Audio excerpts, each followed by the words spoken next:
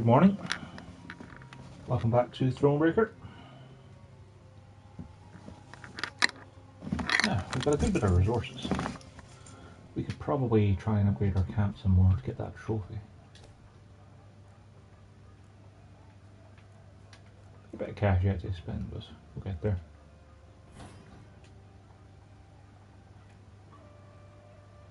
Trophy earned, a 10 hut.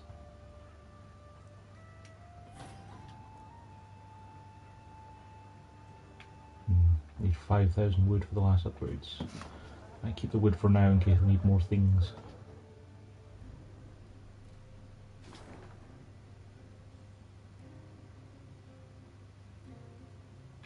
We already scouted this all out with our scouts earlier because the game told us we wouldn't be able to go back.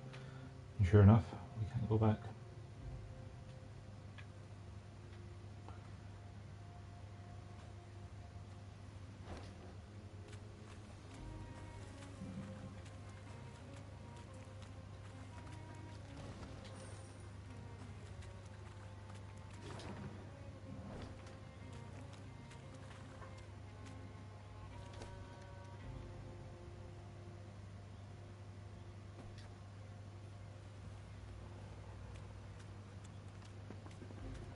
Our puzzle.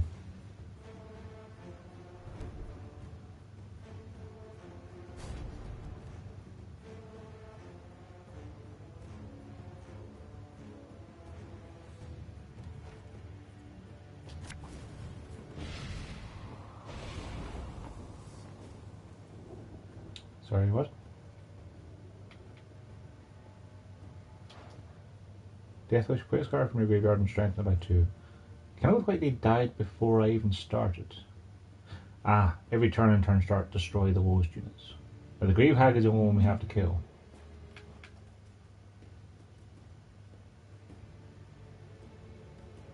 Trigger allies all abilities. So we're going to the broadsword.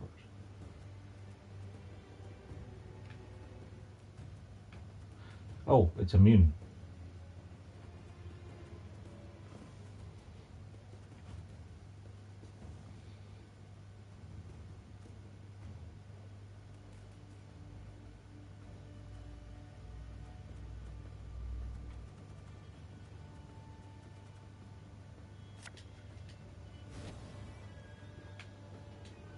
Ballista, your command.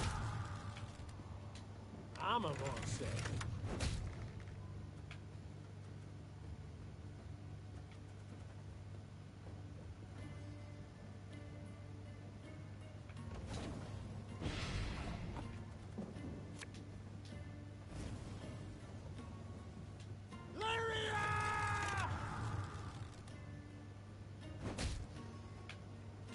One bullet's all I need.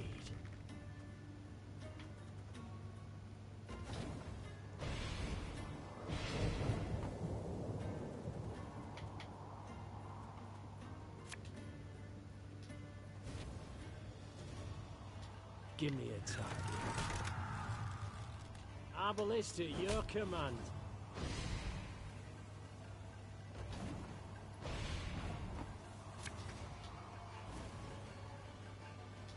I'm a monster.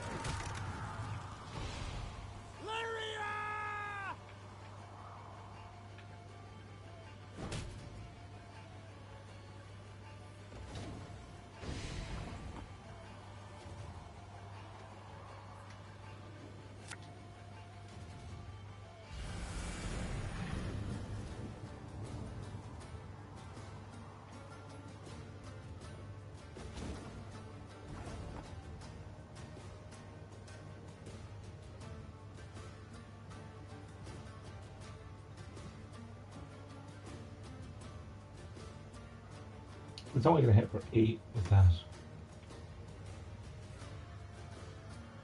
Yeah, this one's weird.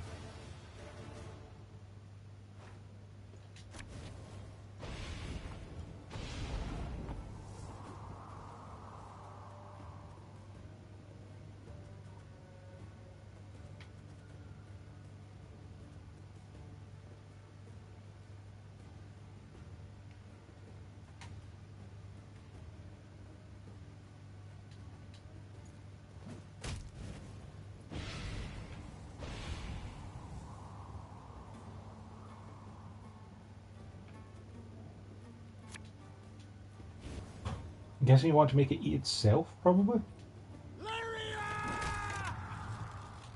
One bolt's all I need. Oh, if I... Yeah, if I put him there. Give me a target.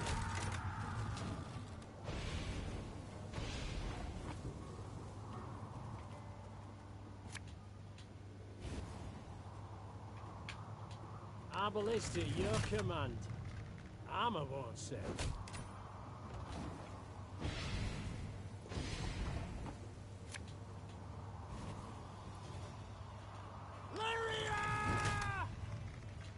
One bolt's all I need. Damn it, I missed that.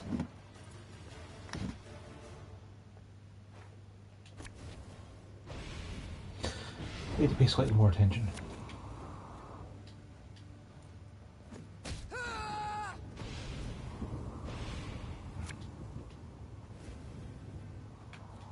Armor won't save.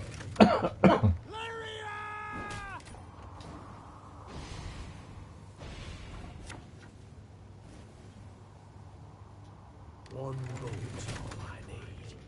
Give me a target.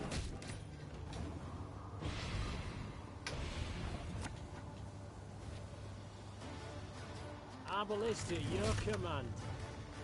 Armor won't save.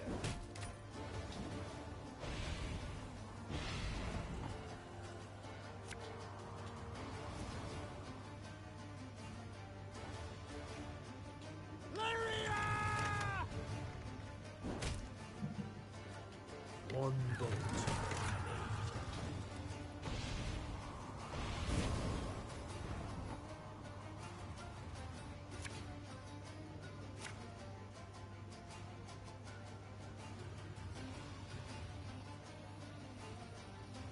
Probably need to use the wearing horn last turn, didn't I? Because I actually had units to.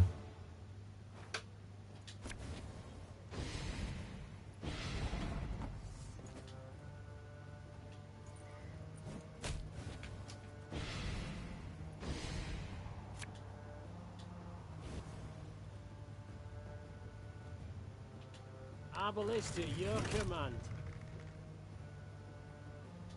Armor won't save.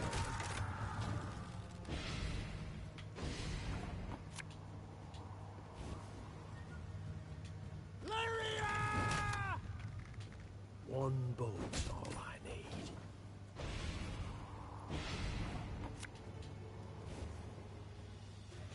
Give me a target.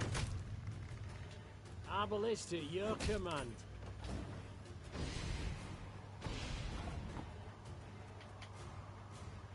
No, I'll just be 1 to 9, won't it? Same difference.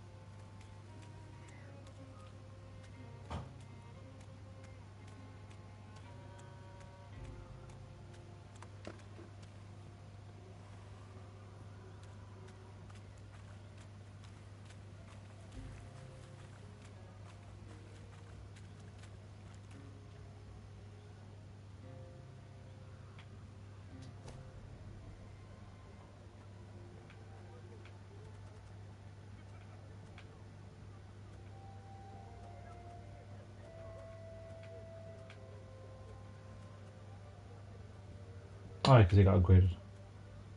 That's why the exclamation mark on him.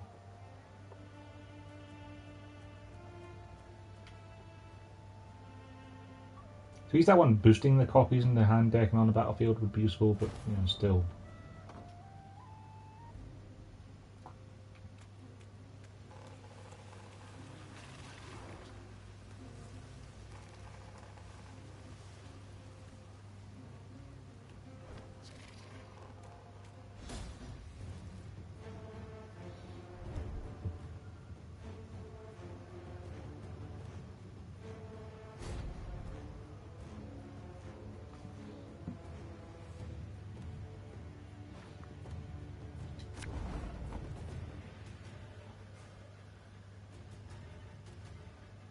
Okay, so they've all passed the death wish of drawing cards, doesn't really matter.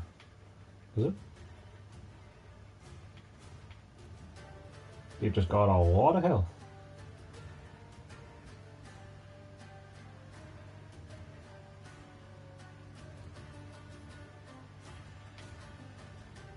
How the heck am I supposed to kill guys at 20 power with this stuff?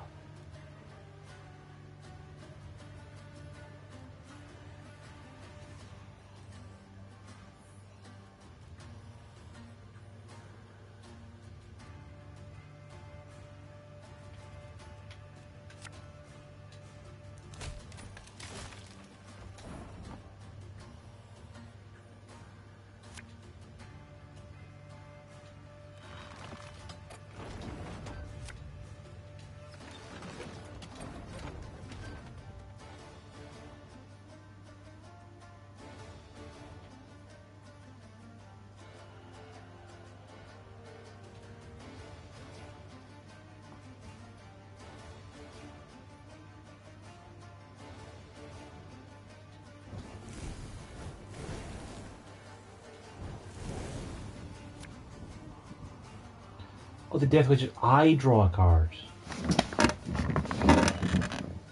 I thought he was drawing cards. That's why I was confused as to what the heck was going on.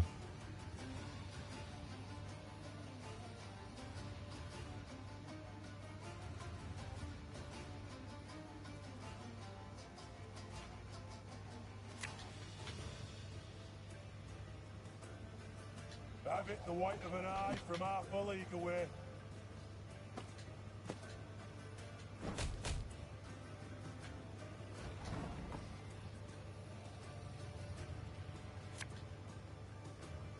I only loot corpses, except sometimes they're quite fresh.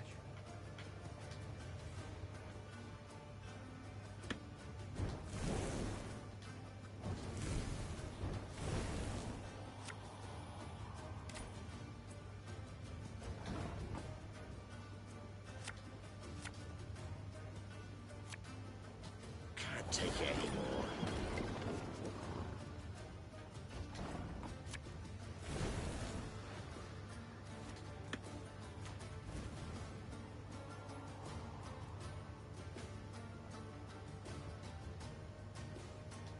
Bigger they are, easier they are to target.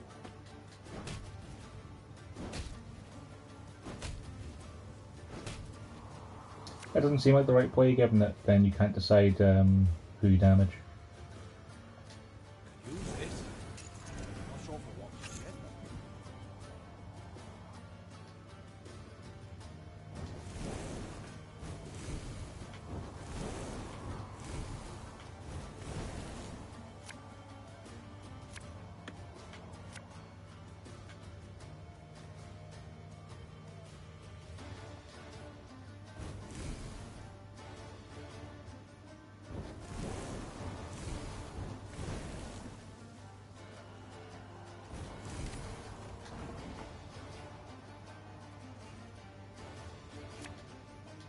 Got any victuals? Hungry like a wolf, I am. You can try to win them all, but you won't. Fishing in the moat? Oh, you're dead.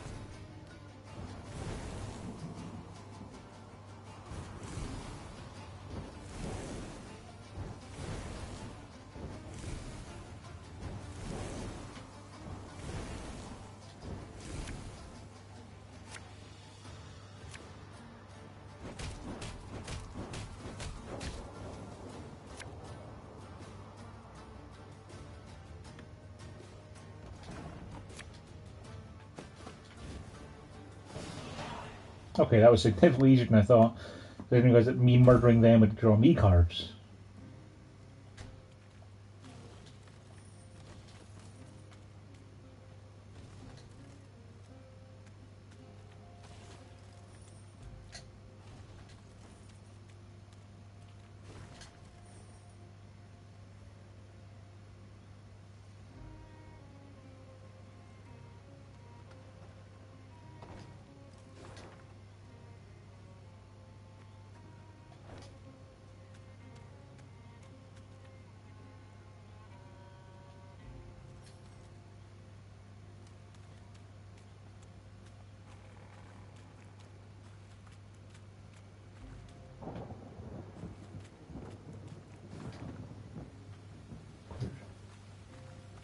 The Lyrians marched in silence, too tired to keep in step with the drums. Suddenly, the wind rose to a howl, and there was a loud crash of thunder. Blast! Meve leapt from her saddle. We camp here. Pitch the tents, quickly! Quickly! As the soldiers rushed to unload the wagons, a wall of water came down, soaking them to the bone. Later, they sat in their leaky tents, huddled, teeth chattering, violent coughs rocking their frames. The storm raged the night through, then finally passed before dawn. Meve emerged from her tent to wring out her coat. Reynard approached, his gait heavy, his face grim.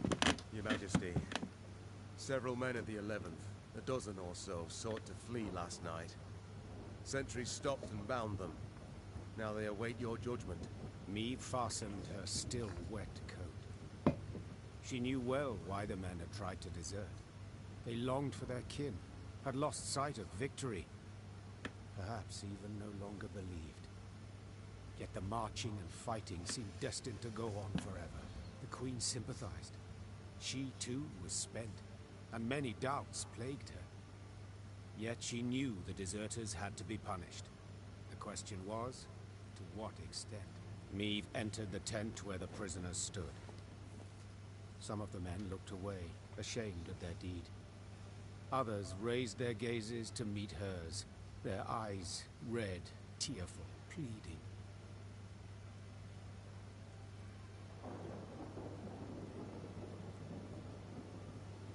You all know the penalty for desertion. Meve said to the soldiers bound at wrist and foot. I ought to have every last one of you hanged. Yet, we've come far along a treacherous road. Endured hardships extreme. This I considered against your crime. You shall lose rank and receive no pay for 1 year. Now get out of my sight. Immediately! The deserters mumbled pay their for a gratitude year. and rushed out of the tent, fearing the Queen might yet change her mind. Meve then left for her quarters, anger and bitterness eating her up from the inside.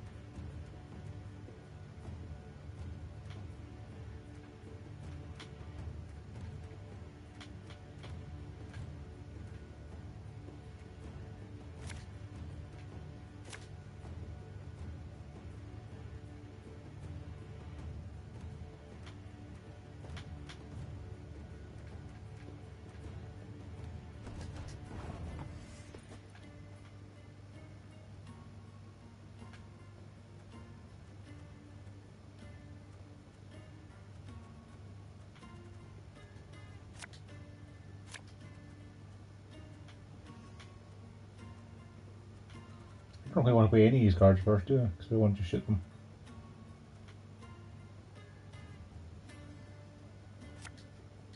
Wanna know why I got my scar?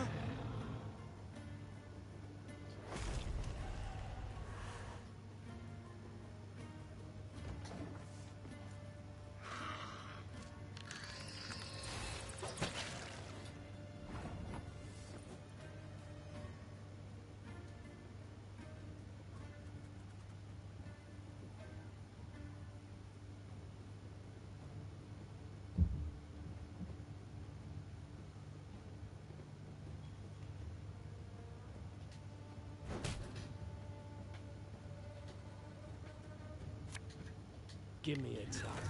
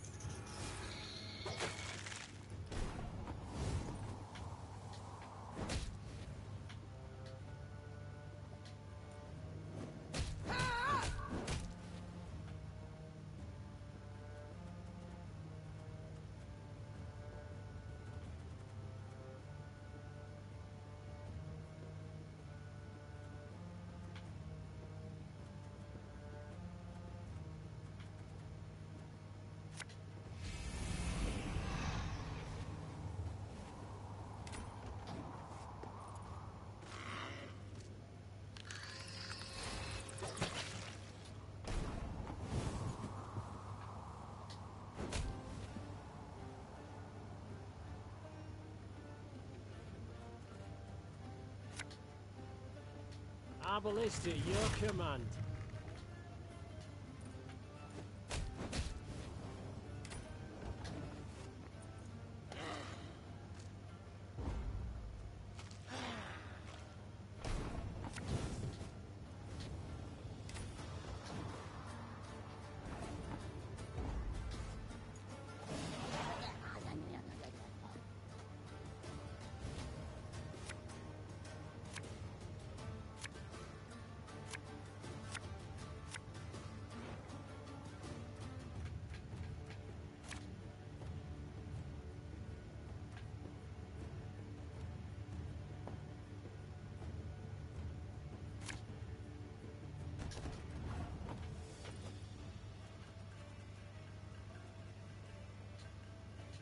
Death is only the beginning!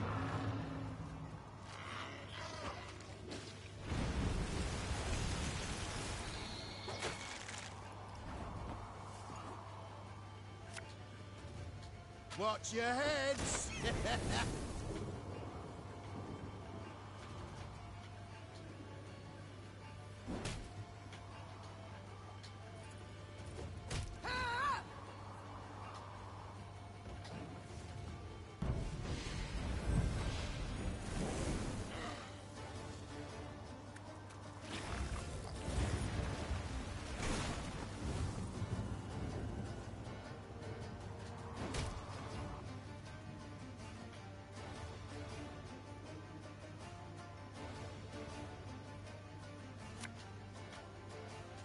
I'm a monster.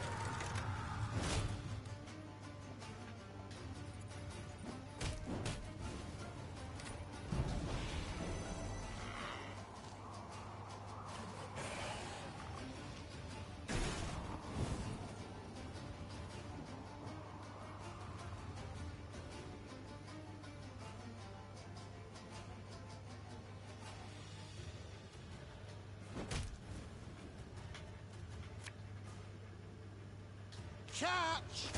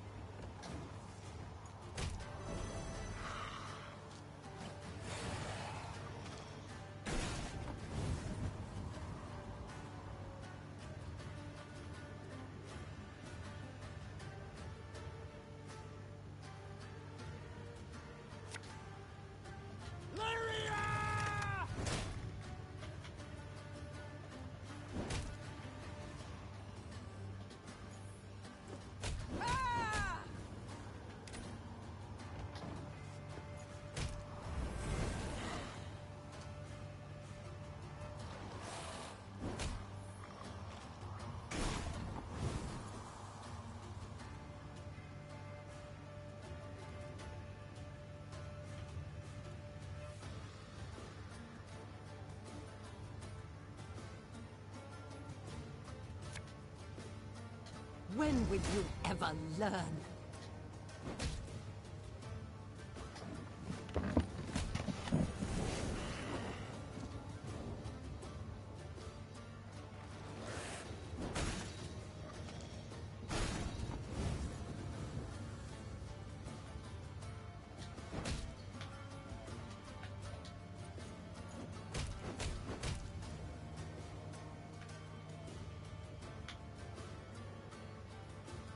You might be able to damage it for 3 and then terrain might kill her, so just delete their board now. Something from nothing. It's exactly what I do.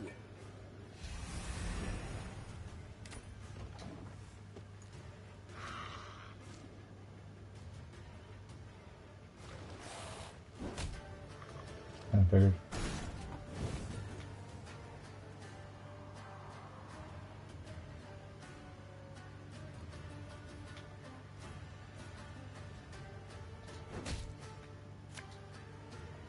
Gonna need 3 buckets of nails and a tub full of pegs.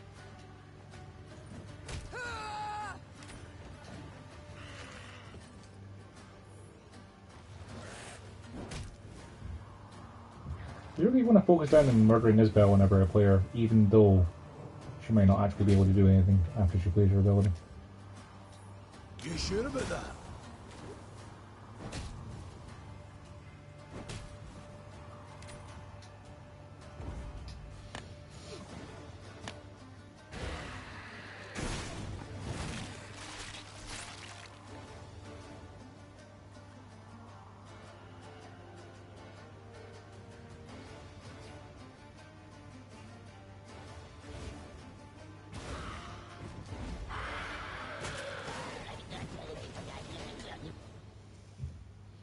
Yeah, this shooting deck's not bad. Sehel does get quite powerful.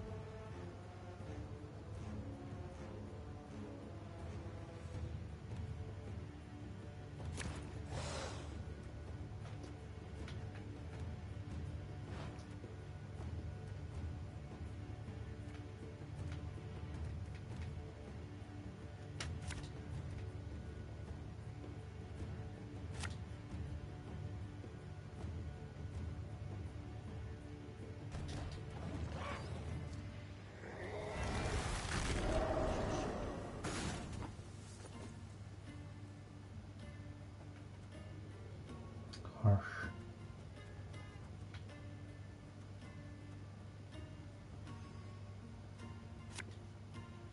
This could hurt.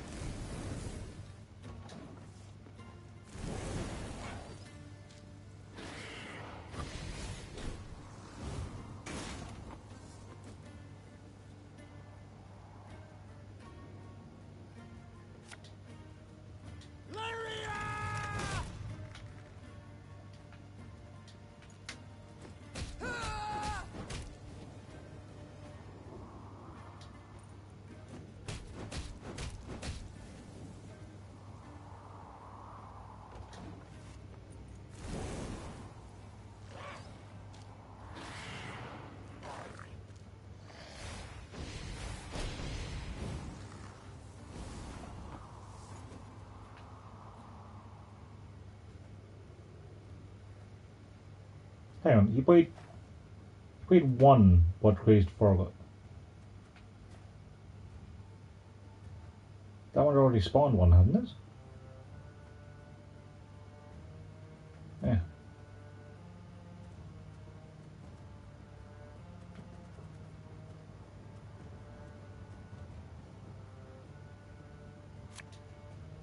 One boat.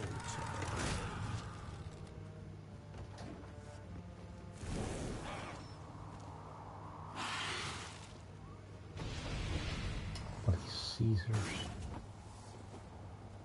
Ugh.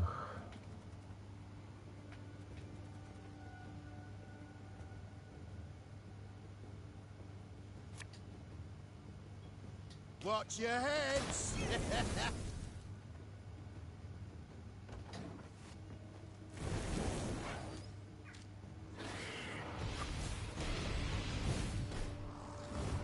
Yeah.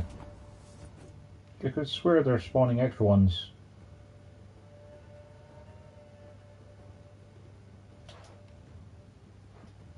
Is it because they're getting reduced to less than 8 and then going back above it?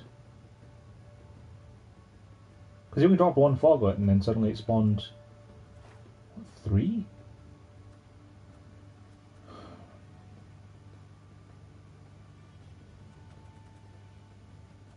So it only shoots for 3 at the moment.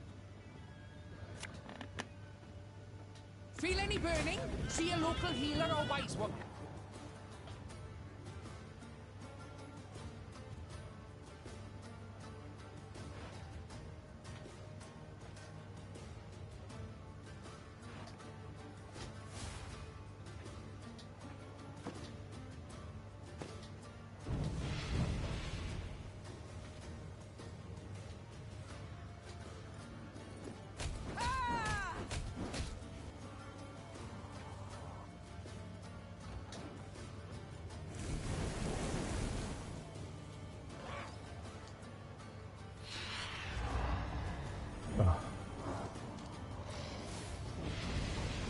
Oh, he's using his ability, what it is. What their Thiago is creating copies of foglets as well. Just wasn't paying attention. Shooting for 4 at the moment.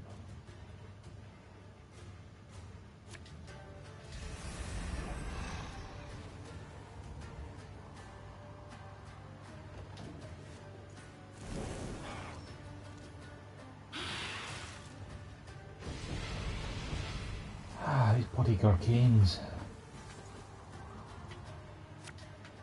Something from nothing. It's exactly what I do.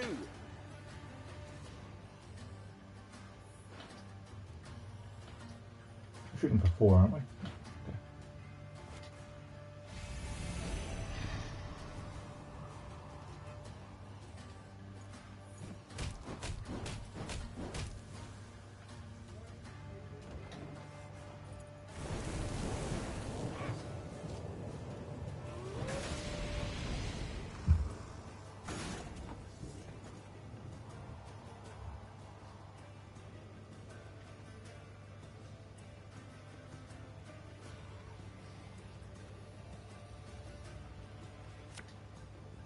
So much anger and suffering. For what?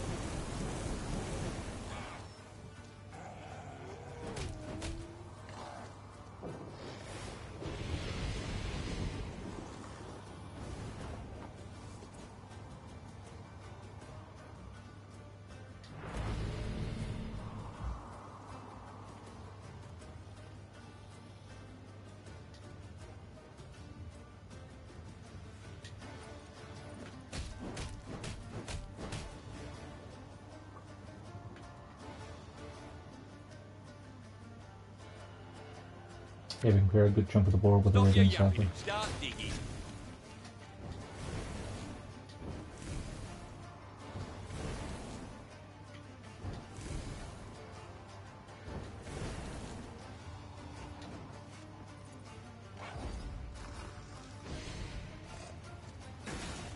The question is, do I want to return Isabel to my hand with the decoy, or just pass? Question is, the decoy going to be more useful on any of these cards? Maybe just return Barnabas.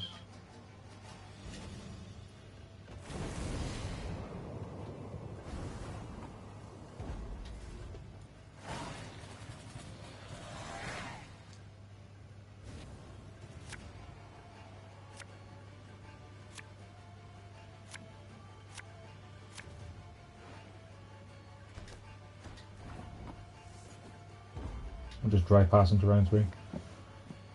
Try to get a small bit of card advantage. Just his ability to eat and make more foglets is just incredibly damaging.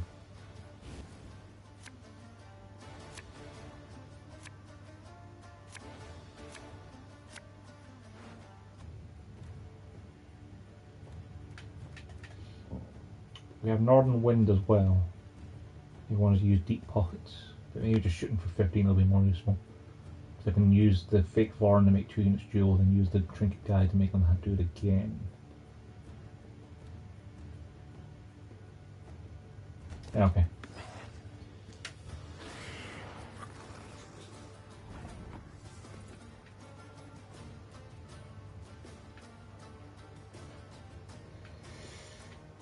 So yeah, I can do is just play Gabor and get rid of that.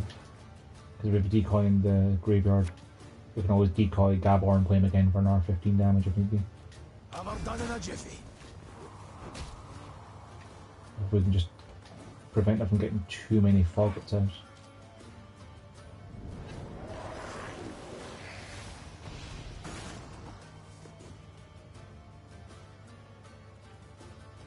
We're shooting for 6, aren't we? Yeah.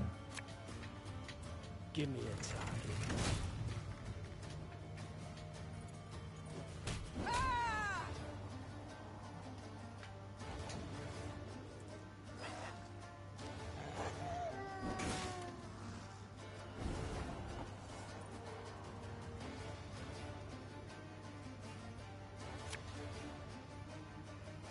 He's probably going to Darkeen him, isn't he?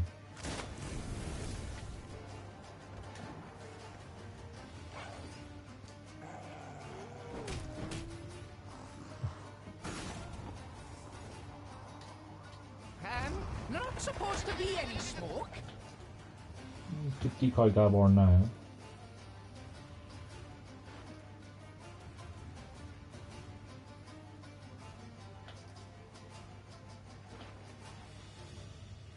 You know, let's go with the random Bros unit from each deck.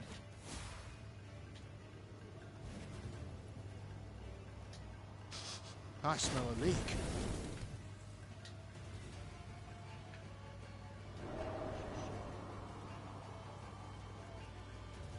Shooting for 7.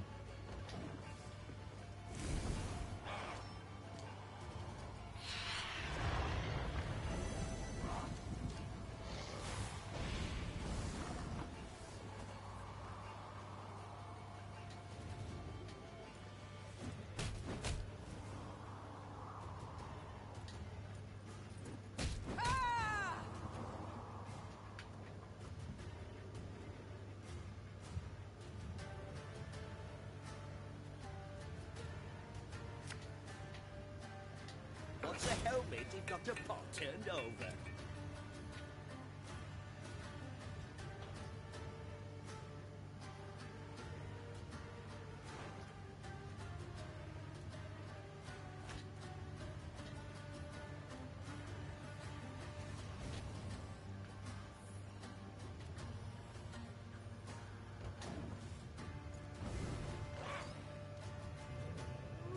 I have a grandson.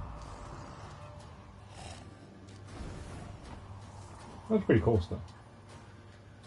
Alright, that's no problem.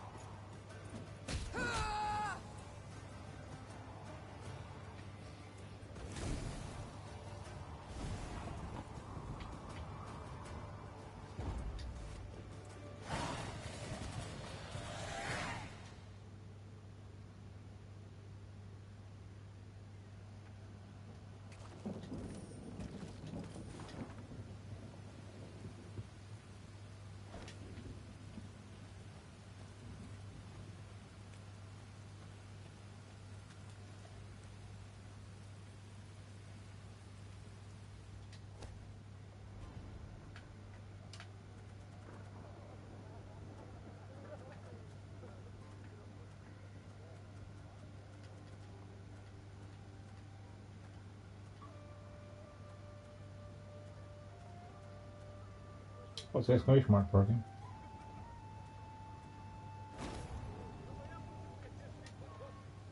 I just saw an exclamation mark there, but...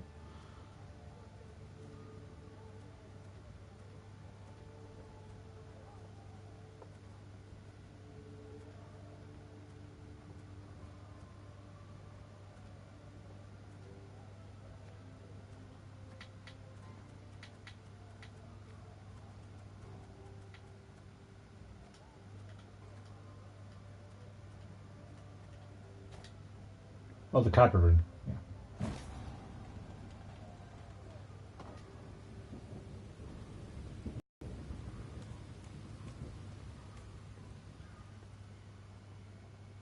While accustomed to life mid swamp monsters and black magic, Angren's denizens never dared enter Ysigith. The Lyrians only once saw signs of a human presence there, when they spotted a group of thatched roof huts amongst alders. That settlement, is it inhabited? Neve asked, turning to her scouts. Impossible to say from this distance, Your Grace. The Lyrians entered the village, swords in hand, prepared to fight. But not a soul nor a beast came forth. Some homes had collapsed from rot, while tall grass concealed the paths between them. Yet, someone had been there not long past, for fresh ghoul cadavers lay by the well.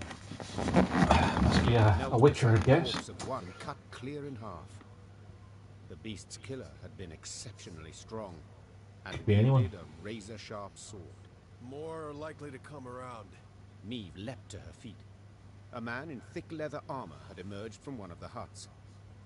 Transfixed by his cat eyes, the queen nonetheless sensed he was rather badly hurt.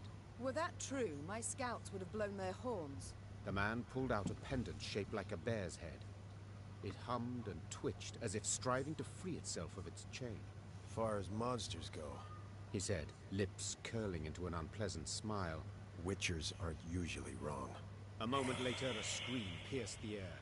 Quickly, instinctively, Neve drew her sword and lunged forth.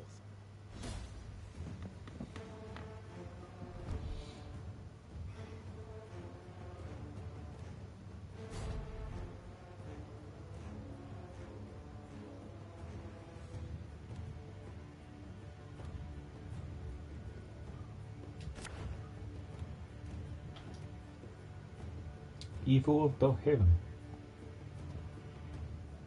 Every turn, damage a random bronze enemy by half of Evil's power. It was already damaged, destroy it instead.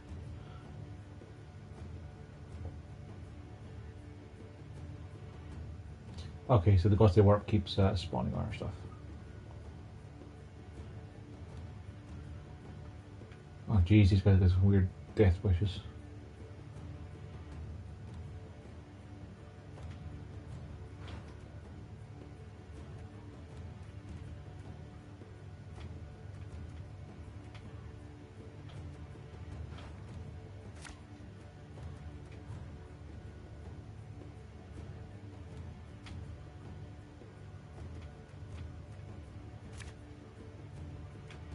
That'll probably be fine. They approach! Seems you were right.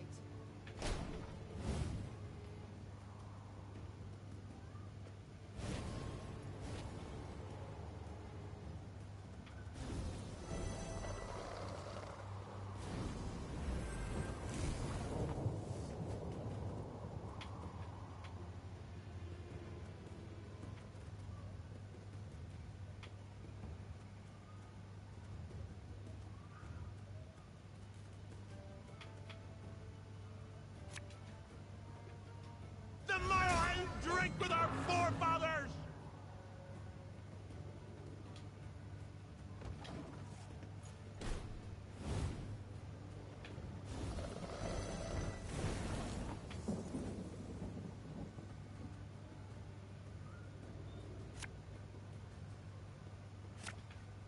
So we can shoot for 7.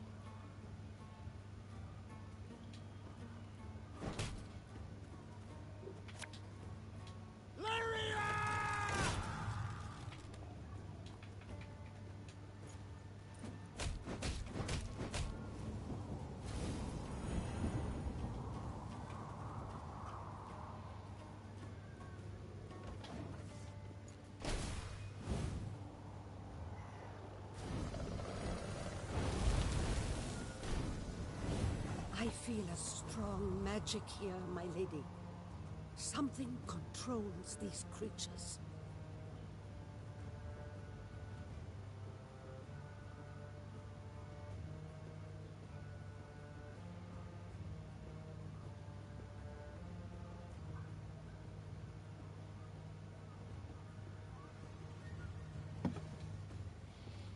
$14 on 25 is a pretty good Joe target there, isn't it?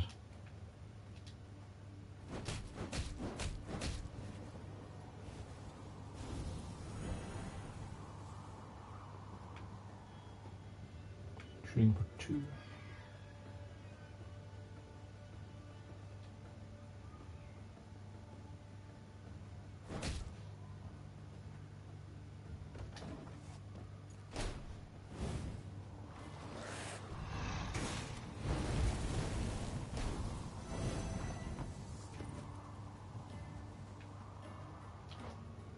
Her base power is 6. That's a lot worse than, a lot better than I thought it would be.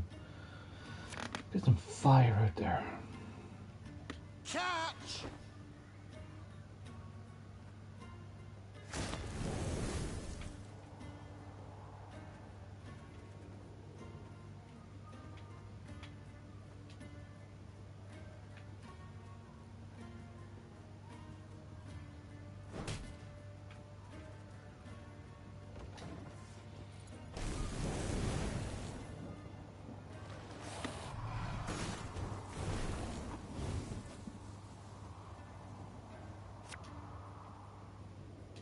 One boat's all I need.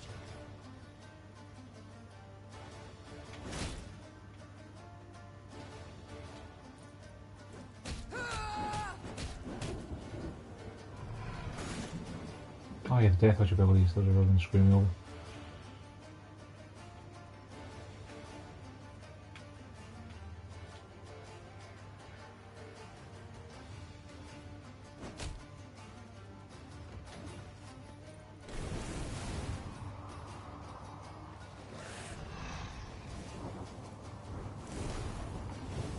Wiping my board clean.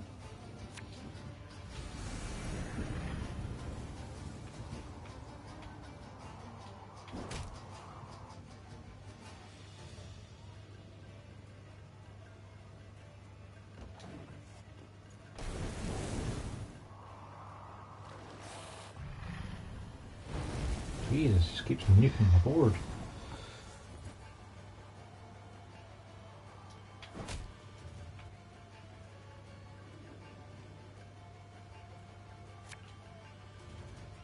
Give me a target.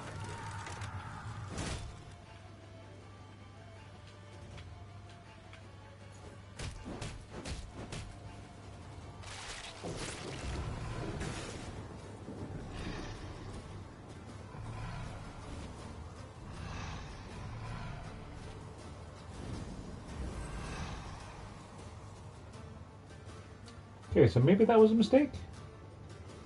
He said destroy 3 random allied units and destroy everything on his board.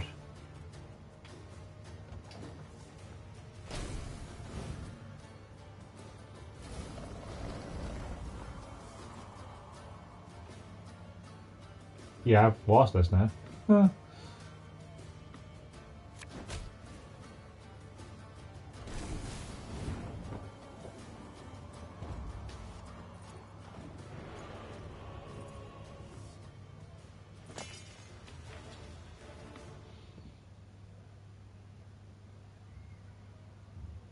Given you can play like 6 of those drowners, I don't think this deck will actually work against it, because it can just wipe my entire board clear with Death Wishes.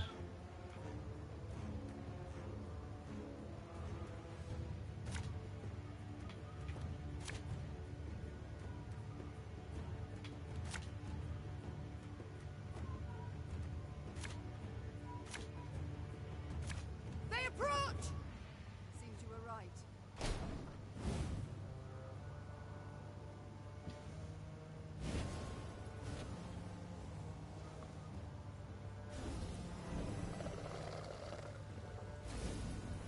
I need to just go back and make a different deck, because the Sail deck might not work because of these Death Wishes being so strong.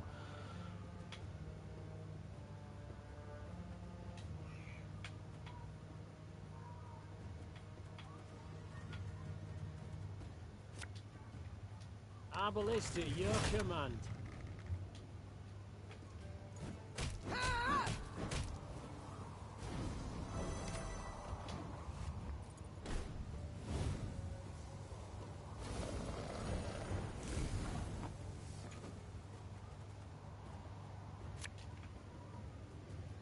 This could hurt.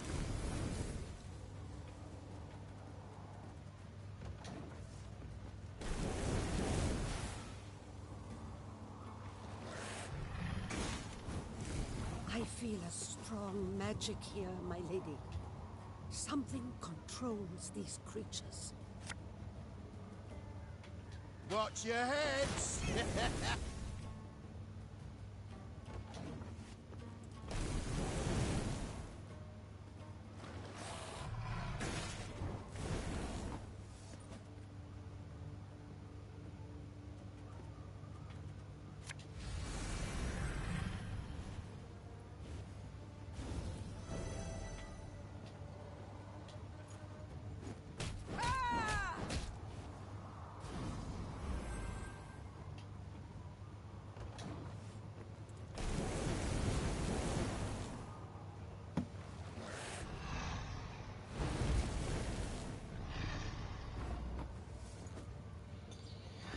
Just a harsh amount of damage. Hey, hey, don't toss that. It's perfectly usable.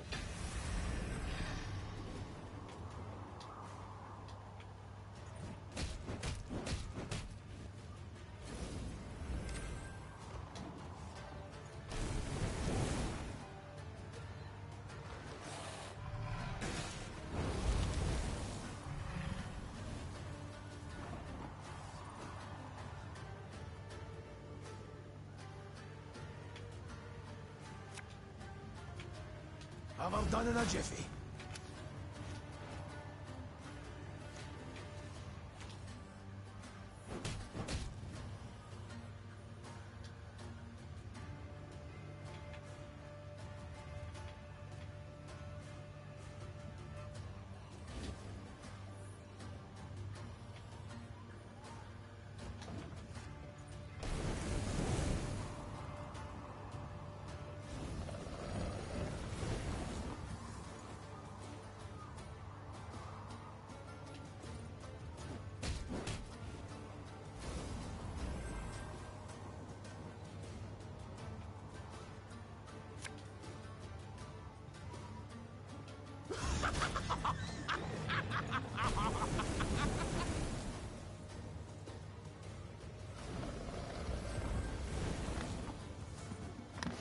Right.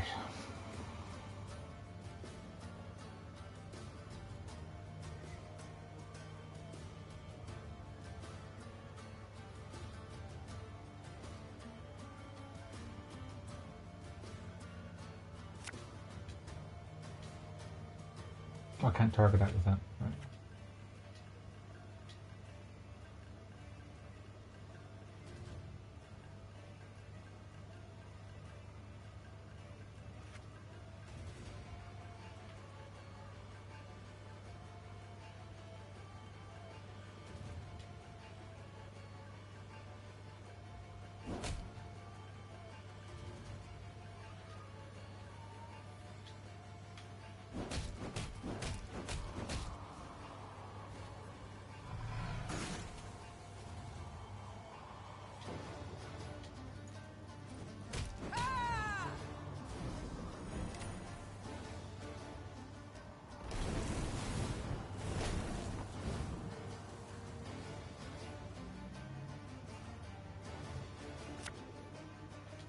Make love, not war.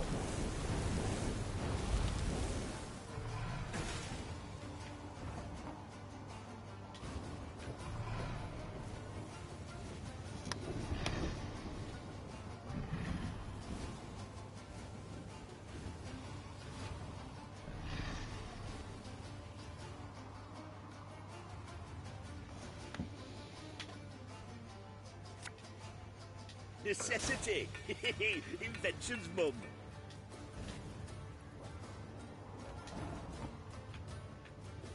Hang on, why didn't that guy come back? Deathwish destroyed 3 random allied units and play this unit from your graveyard. Shouldn't he have come back into play? I feel like he should have come back into play. Wanna know why I've got my scar? Well, fine. I'll just win them. That'll be the last of him. Should be quiet for a bit. Alright, I'll take it. The Lyrians emerged victorious, due in no small part to the Witcher. Thanks for the help. Due to Isabel, really. Name's Ivo, Witcher, School of the Bear. Meve, Queen of Lyria and Rivia. Well, well. Didn't expect to see anyone out here. And certainly not a queen with an army in tow. We're not here by choice. I bet not. No one plans to pass through Ysigith. And you? What's brought you here? A contract, perchance? That's right. Hunting a monster. I know your services to be rather dear. Who could afford a witcher's bounty in these wretched swamps? Nilfgaardians. Blast, of course. Preparing the land for settlement. Cull the monsters, drain the swamp, then bring in slaves. Doubtless from the north. Maybe. I got paid in advance.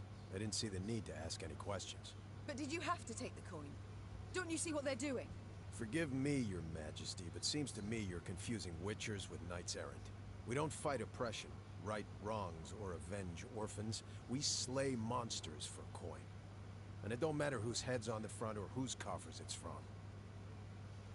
This beast you're out to slay, what is it?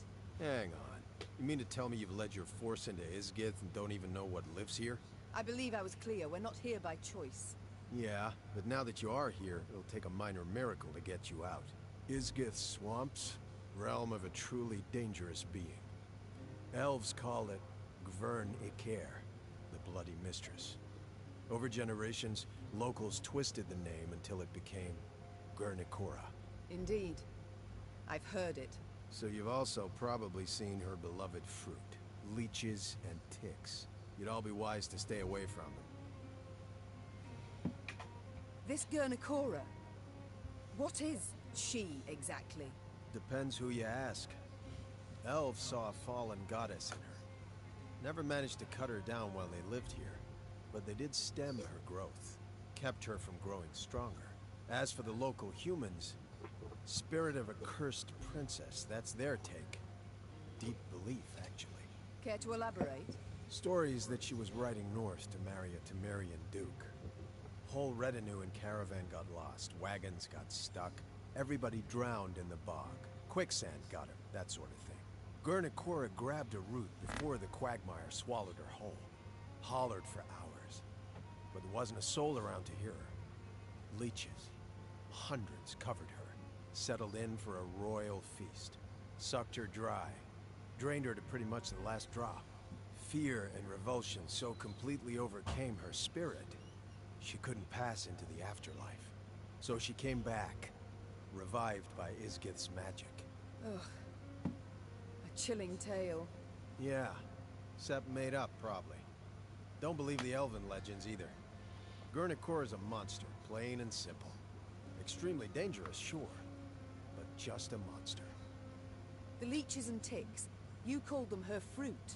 It's kind of complicated. We've time enough.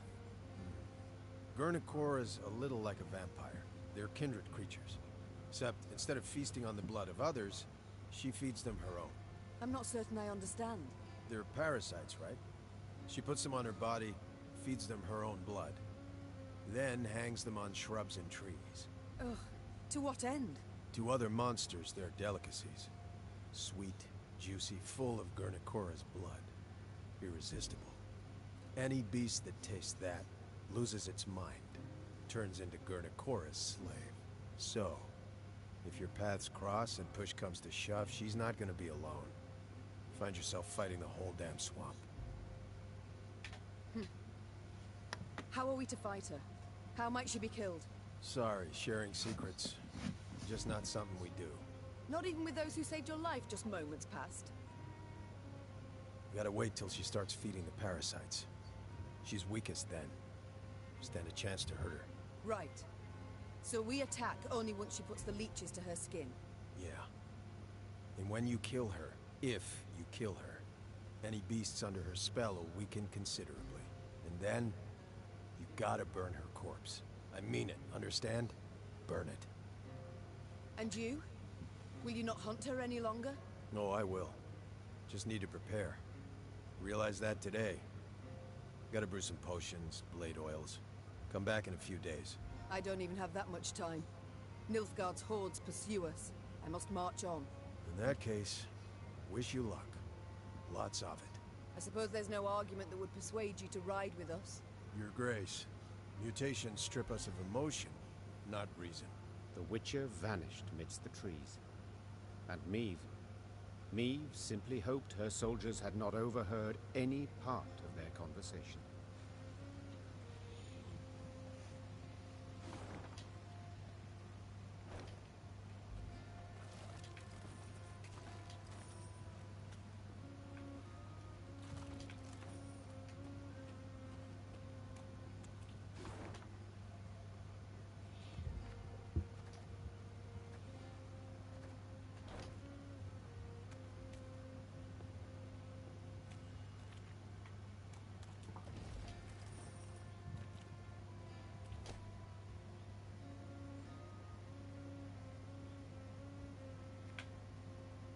I do need that card fragment.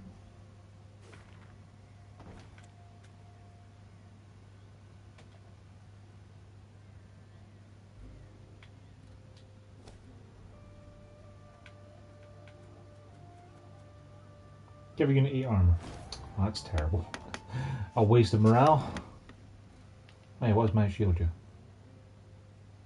Gives units immune, doesn't it?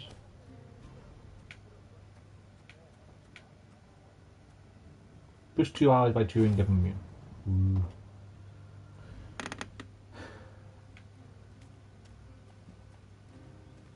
Giving something 8 armor would be useful in the early game, but at this point, when everything can just drain you past armor and all my units start with 2, it's not super helpful.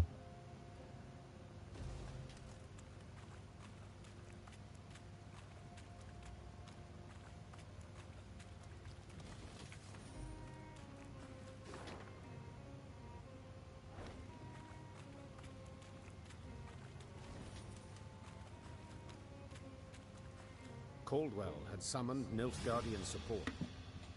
Meve assumed they were not far behind. Yet in the unforgiving terrain, a full Nilfgaardian division could not hope to close the gap. Small detachments, however, light cavalry or footmen, could very well do just that. So when black-clad men emerged from the mist, the Queen was not surprised. She ordered her troops to fall in, form up, and brace to defend the line. Yet the attack never came.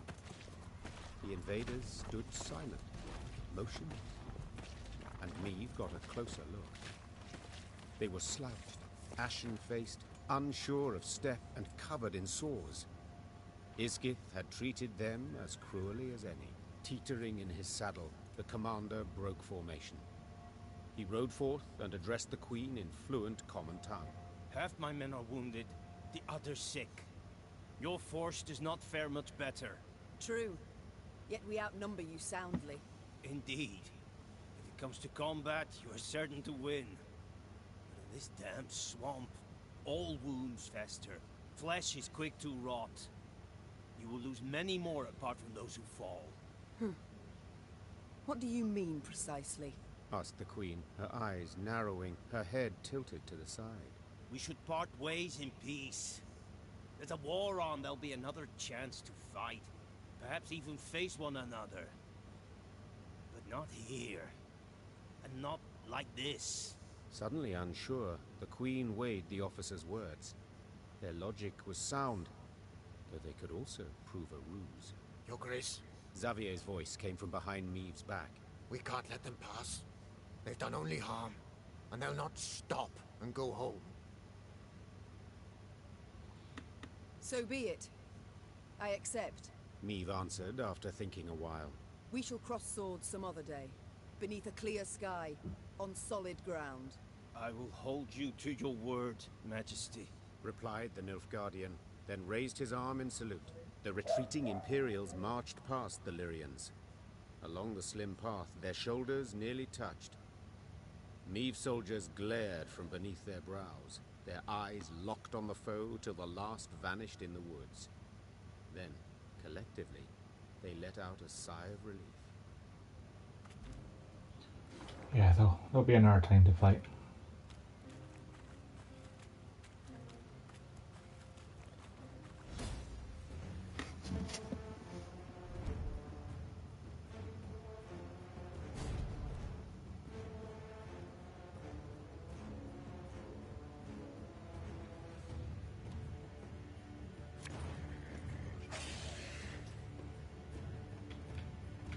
Good vampire booster, right?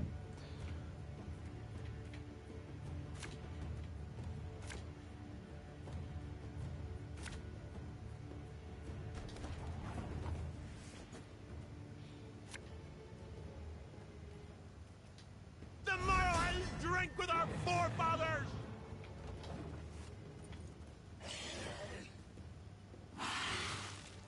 Yeah, because our morale low, everyone's just straight up damaged. Cool.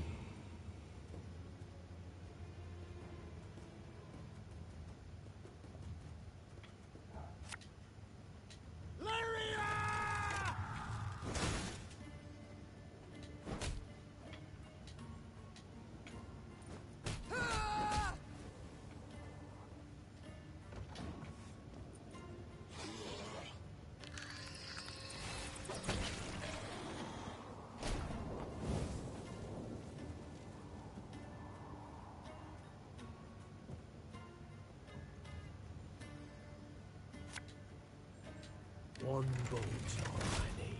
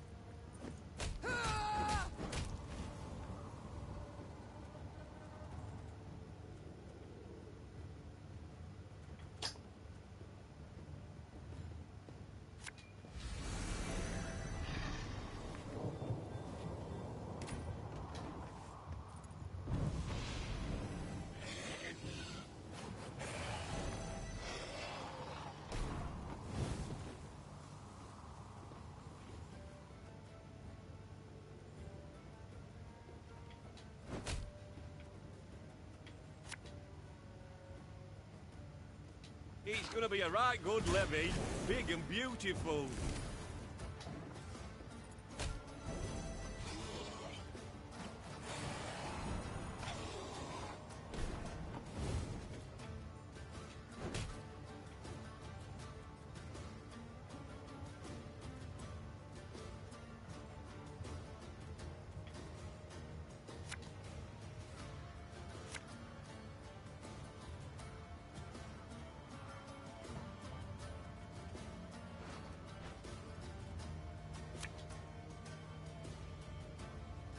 Necessity!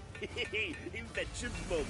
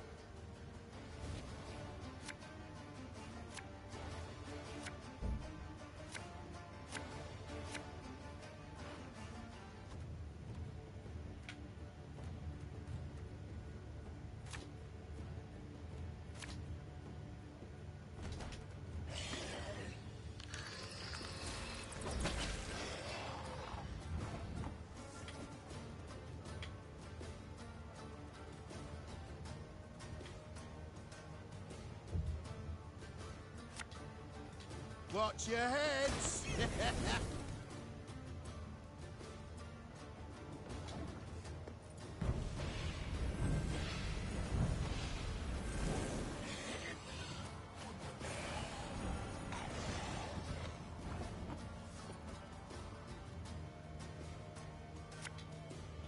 Give me a target.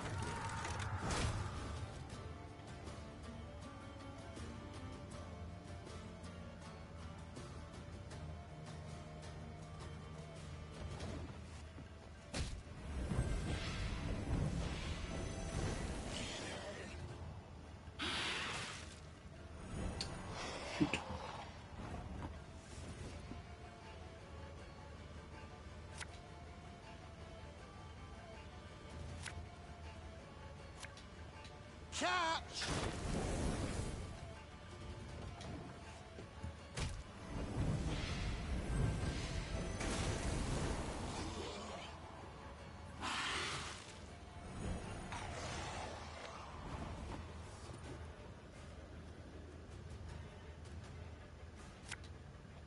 Arbalist at your command.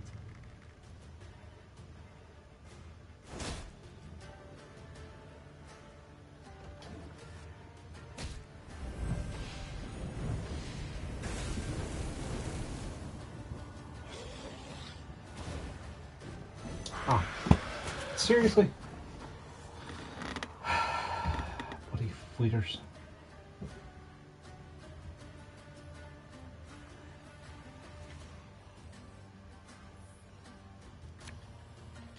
You sure about that?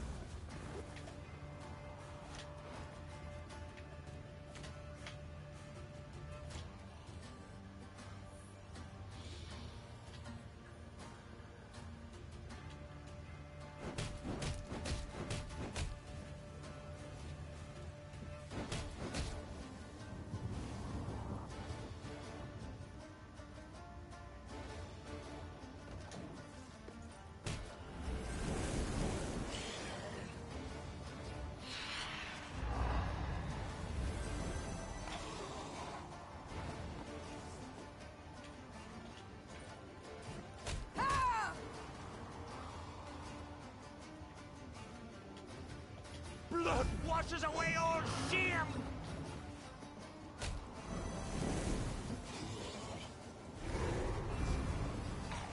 Ah, jeez.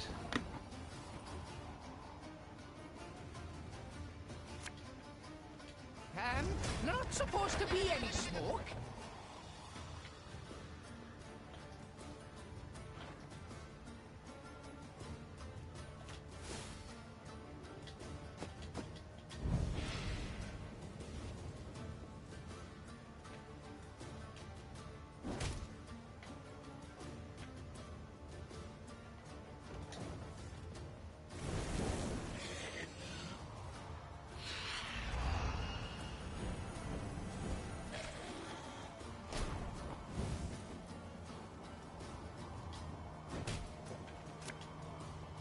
Stop your yapping and start digging.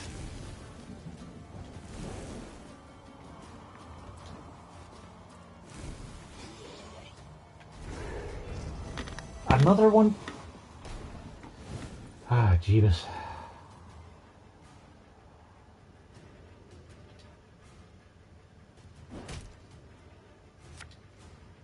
Gonna need 3 buckets of nails and a tub full of pegs.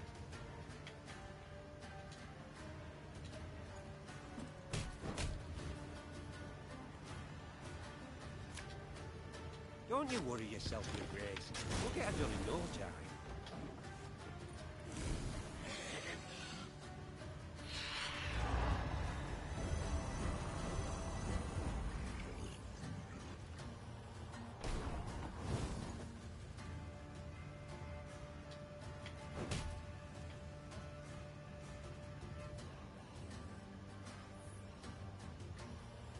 I think I lose.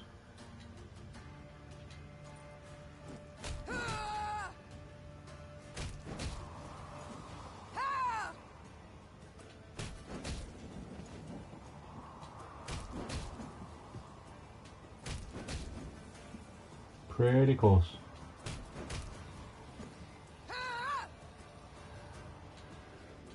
cleaning the mort? Oh, you're dead.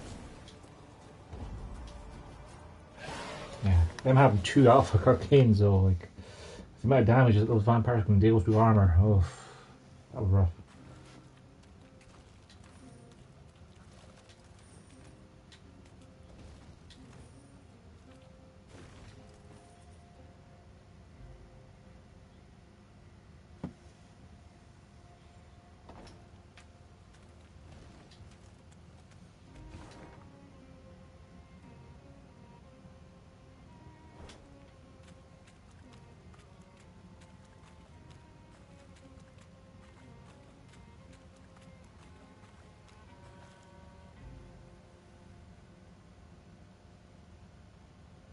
The Lyrian force had reached the very heart of Ysigith.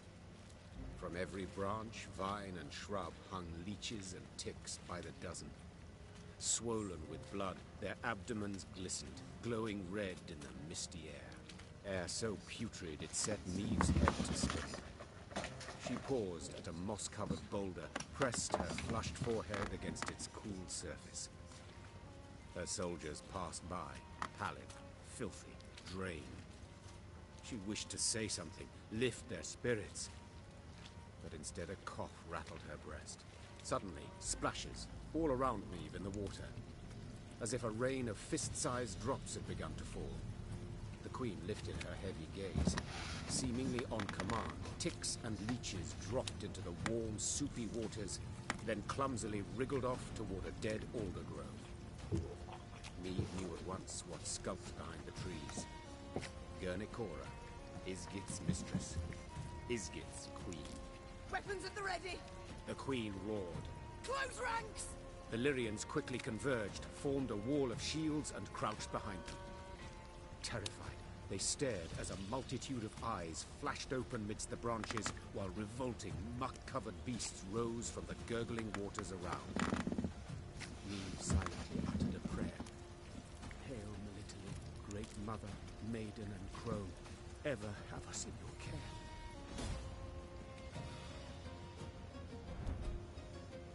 Eliminate Garnacora. That's a cool design for her, though. 110 power, huh?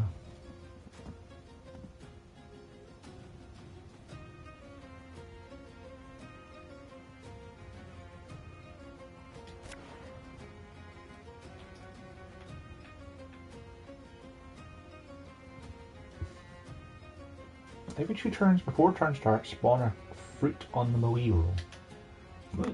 If her fruit is destroyed, Neve discard a random card from her hand.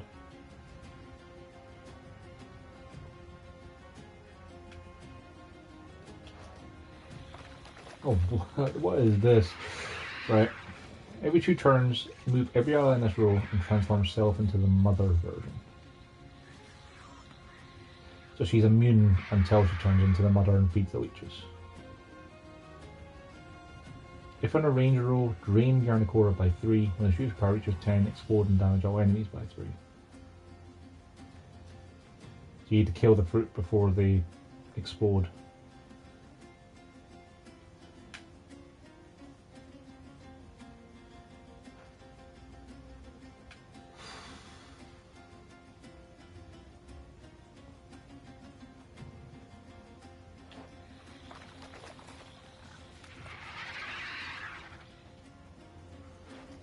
Okay, this could be pretty tricky.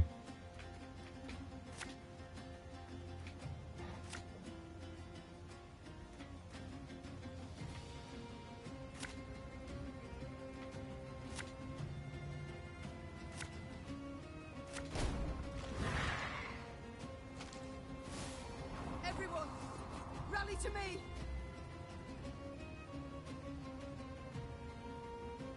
If it's on the range roll, it drains Garnicora. Whenever fruit's destroyed, I discard a card. And the discarding a card thing is going to be murder, though. I can't let them grow because they'll explode and damage all enemies by 3 and murder my units.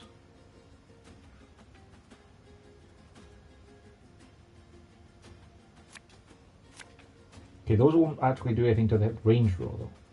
If I set the range roll on fire... This could hurt.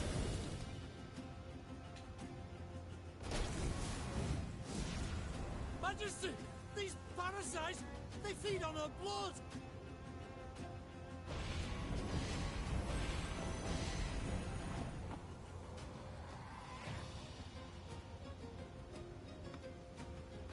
So we can theoretically destroy all 4 of the fruits now, but if we do, we discard 4 cards. Ballista, your command.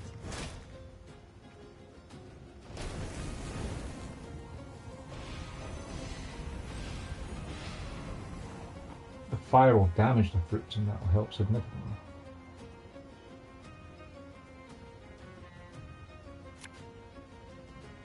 Armor won't sir.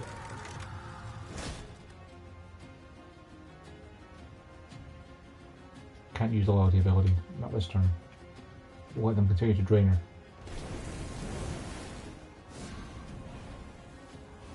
Oh no, that's for 2 turns, I think. Or did I lose? Quickly the scales tip. It's immune again, isn't it? This was going to be no use then unless those facilities board.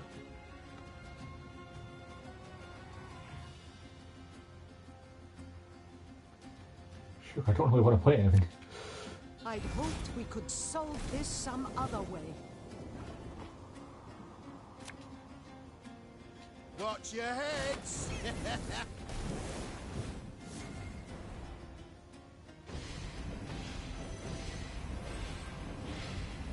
These ghastly beasts can be slain. They can be overcome.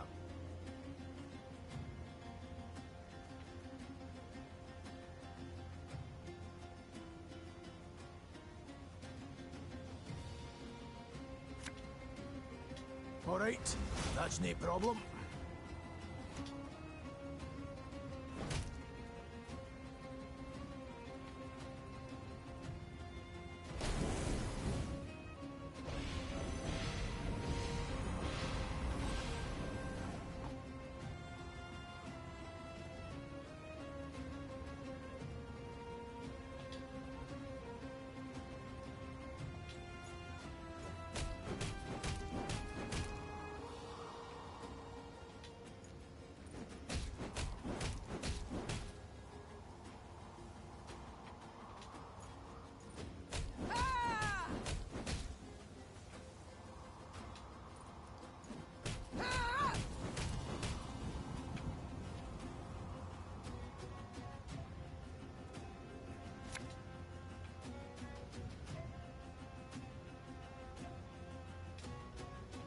Stop your yapping and start digging.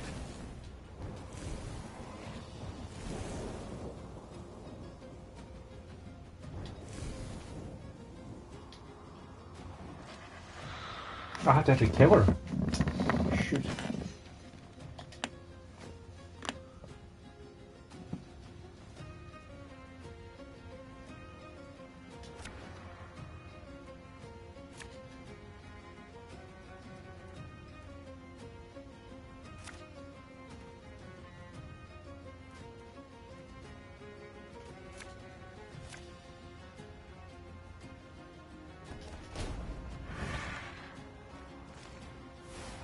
Everyone, rally to me! Watch your heads!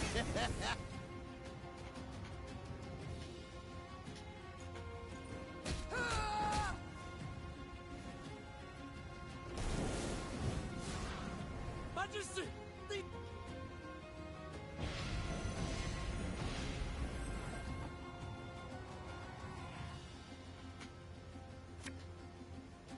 Ballista, your command.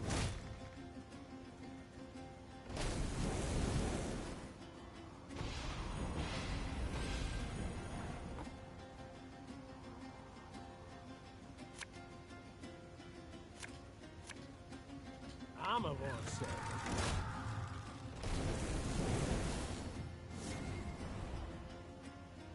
How quickly the scales tip.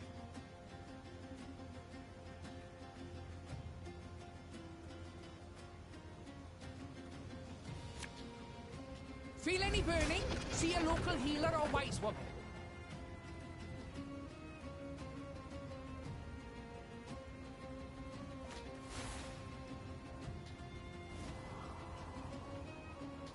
Catch! I smell a leak.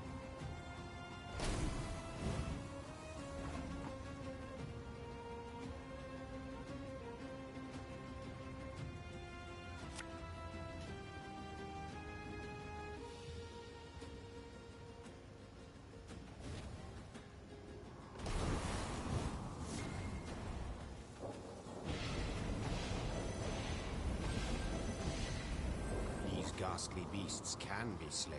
They can be overcome.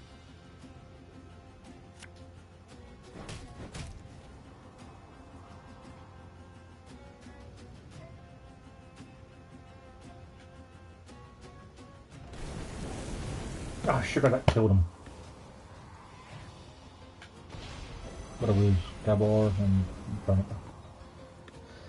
I probably lost now, haven't I?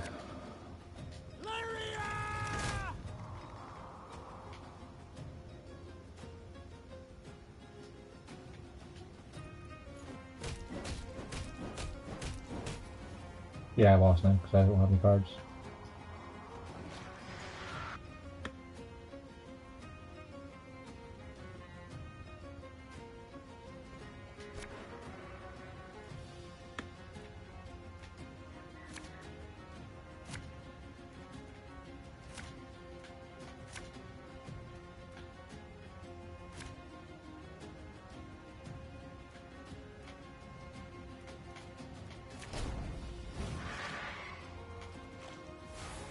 Everyone, rally to me!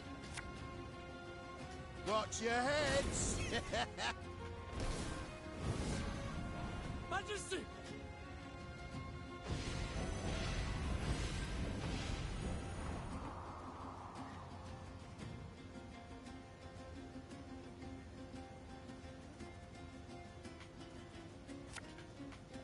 You sure about that?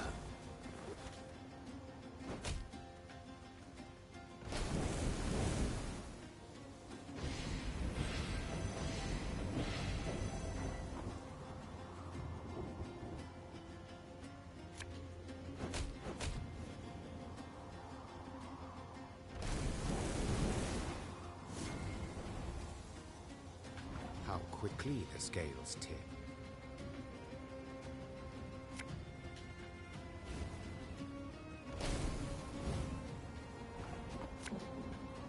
Catch!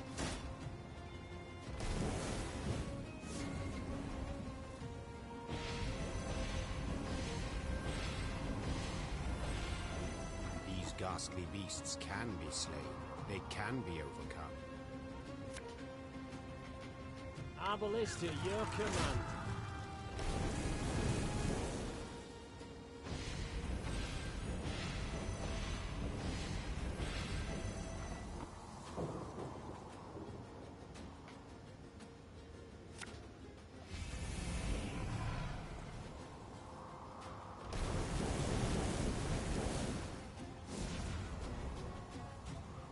Remember that unwarranted arrogance kills, slowly and insidiously. Yeah, very good, Ancestor.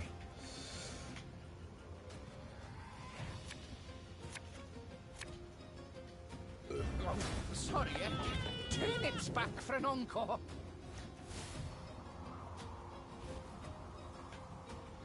I'm a won't say. I smell a leak.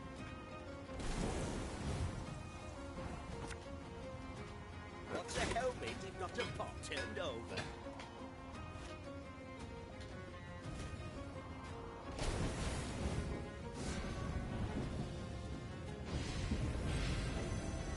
I did the job.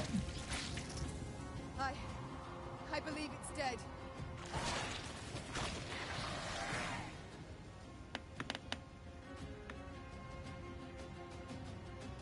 Of the battle in Ysigith, Neve remembered very little. It seemed a nightmare, its details a haze, the sensations very real. Midst a thick fog, she fought in a frenzy, desperately hacking at the scourge that advanced from all sides. In the end, silence fell over the swamp. Its boiling waters lay calmed. The ticks and leeches were gone, while Guernicora lay among rotting leaves, covered in blood, unmoving. But still a fearsome sight. Burn the corpse. Rasped the queen. And we move on. The soldier's eyes darted about in a series of silent glances. It took Meve a moment to realize the difficulty. They still feared it. Though the monster's lifeless body lay on the ground, they dared not go near. Were she to repeat the order, they would carry it out. Yet she did not wish to force that on them. Swallowing her own revulsion, she walked up to Guernicora's corpse and set it alight. The air soon filled with the suffocating stench of burning hair and flesh. Sparks belched out as melting fat fell on flame. Until finally, nothing was left of the bloody mistress but scorched bone. The Lyrians resumed their march towards the banks of the Yaruga. They forced their weary legs to maintain a swift pace, and stole no second glance at what they'd left behind.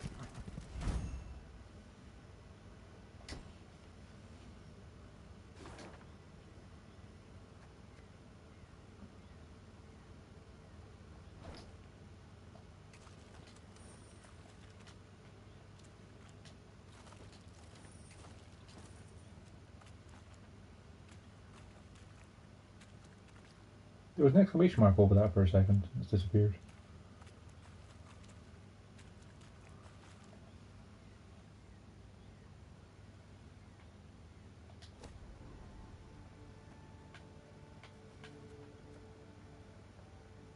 Deploy, seize a bronze enemy unit. After 6 turns, return to hand. That is pretty good. That's pretty good.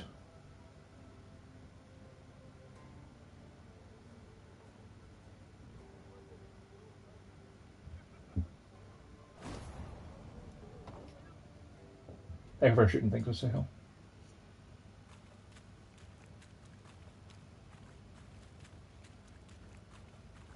This is just simple with the Guernicora, you have to wait 6 turns for it to come back to your hand, so you can then deploy it, so you can then see the unit.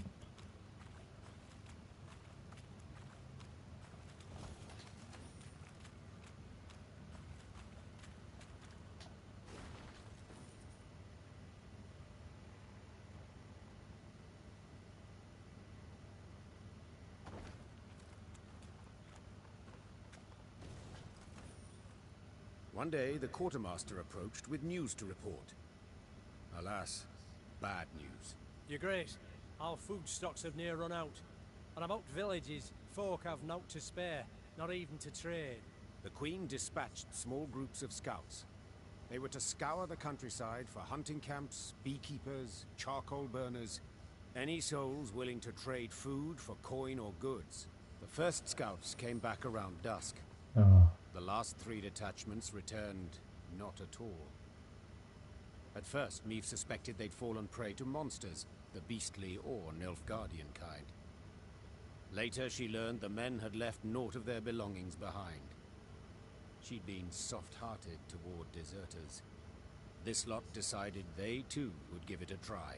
That night, Meve lay still but sleepless. Beneath thin covers, she was cold, hungry, irate.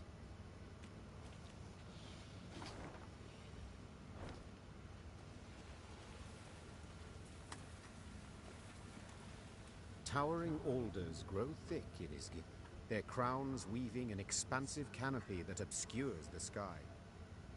Any sunbeams to slip through this twisted thicket scatter in the milky mist below. Thus the marsh abides in a state of perpetual twilight, wherein a sense of time and direction are easily lost. As the force moved along, a glow appeared in the trees. The Lyrians squinted, their mouths agape in wonder. An orb hung over the water, pulsating, humming. It circled the soldiers, darted off a distance, then hovered as if waiting. A will-o'-the-wisp, that is, whispered one of the footmen. I believe it's keen to show us something. It's probably a trap. Eve knew the wisp could prove treacherous, lead them into a trap. Nonetheless, she followed, though not entirely certain why. Her soldiers seemed eager. She sensed they approved. Yet she was also simply curious. We follow it. Carefully. Weapons at the ready.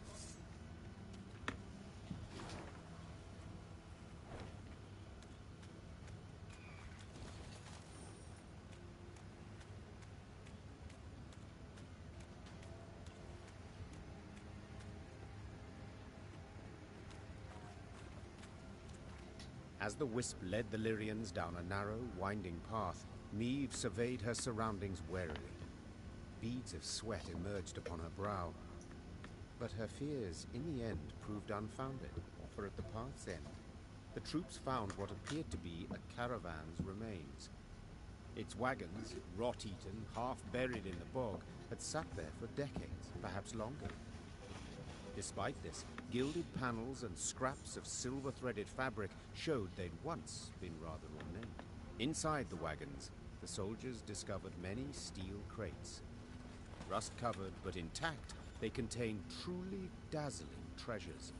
Sacks bulging with gold coin, pearl-encrusted goblets, exotic velvets and silks in beads. Blimey, the sheer amount. The royal caravan. Places. A footman muttered under his breath. Meve quickly pieced it all together. She too had once ridden in such a caravan, splendid and laden with gold, when she'd left her home to marry. The rest of the story was not difficult to divine. This was a maiden's dowry. She and her retinue lost their way. Ysigith proved their grave, unbeknownst to any other. The wisp circled Meve's party, blinked several times, then faded into thin air. The troops resumed their march, and all seemed in order. Seemed, for soon several footmen were discovered to be gone. Greed had been their ruin. They'd grabbed too much. The loot had weighed them down, and the marsh had embraced them. That's fine. I've got hundreds of men.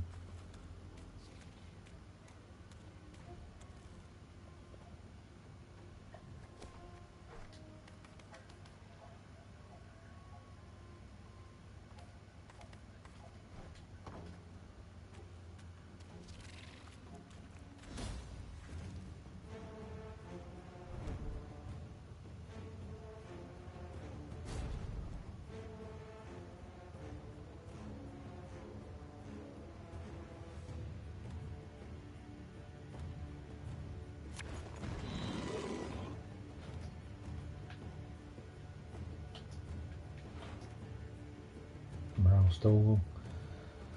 Hopefully this guy doesn't have too many vampires.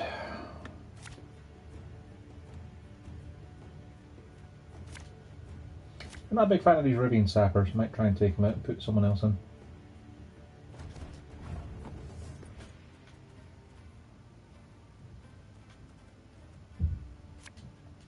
Wanna know why I got my scar?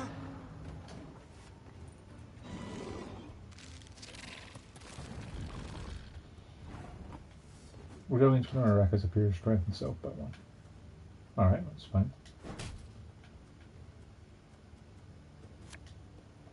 Catch!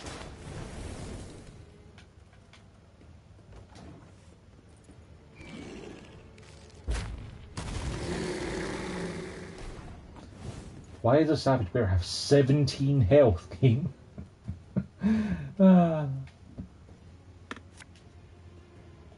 Give me a target.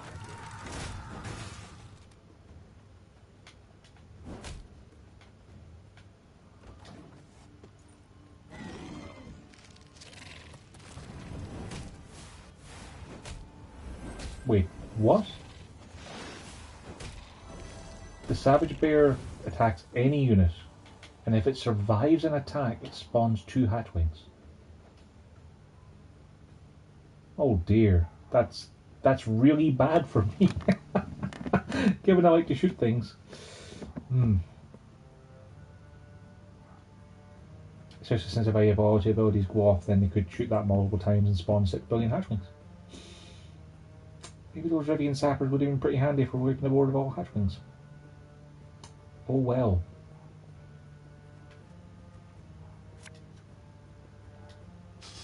I smell a leak. Oh, armor blocking does work.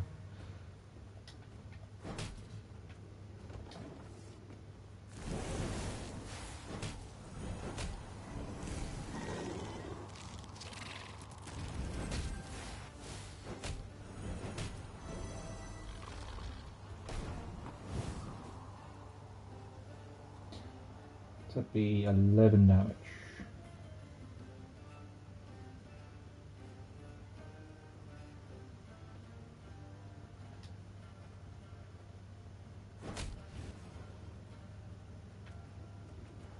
least I get rid of that problem.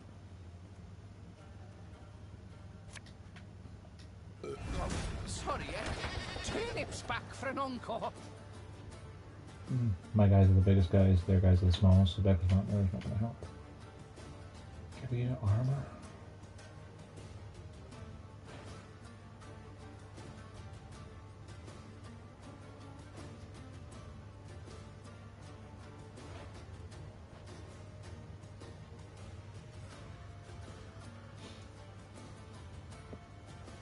He's liable to pass, but he's also going to get more units out.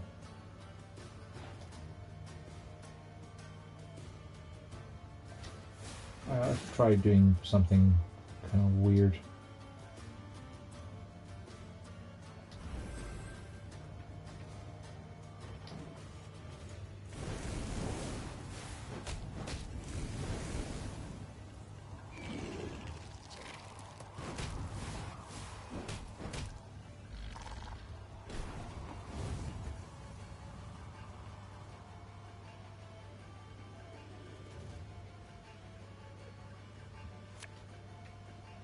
Ballista, your command.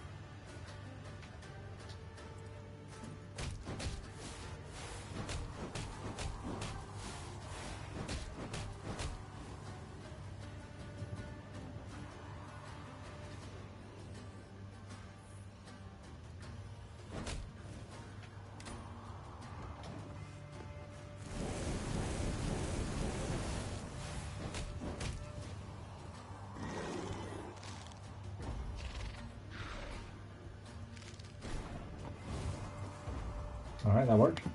I should have decoyed Patricide back to hand. Dumbass.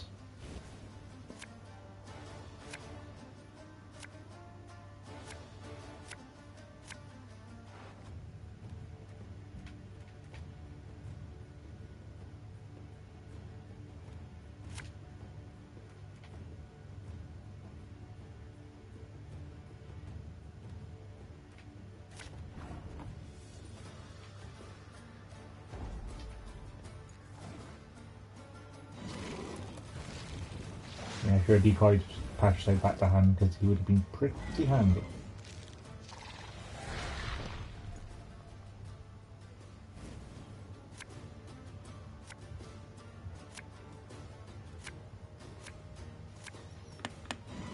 I'll keep the sapper this time.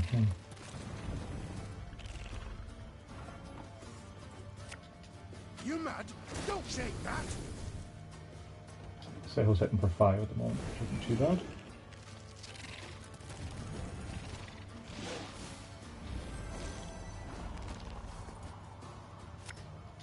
This could hurt.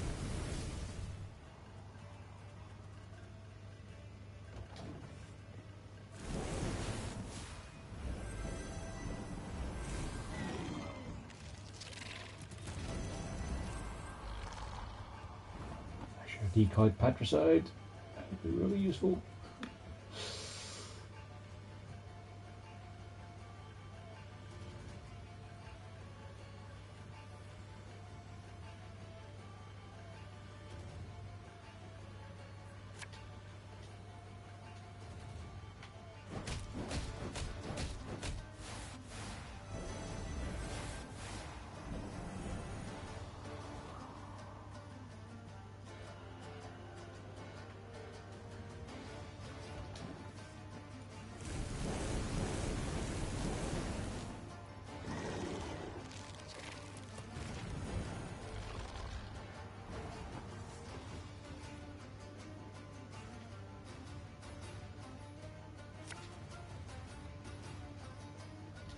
Armor won't save.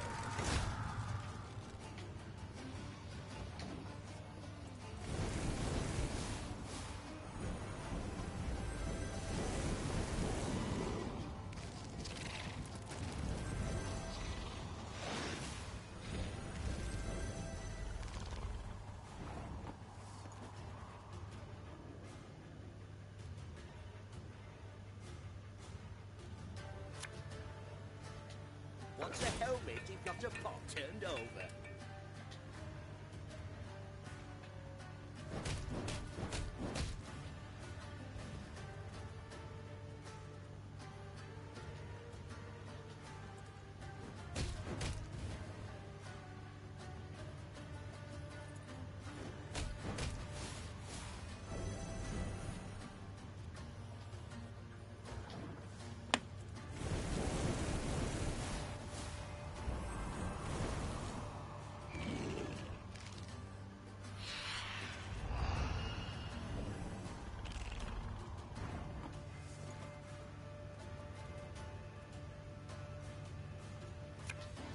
I'd hoped we could solve this some other way.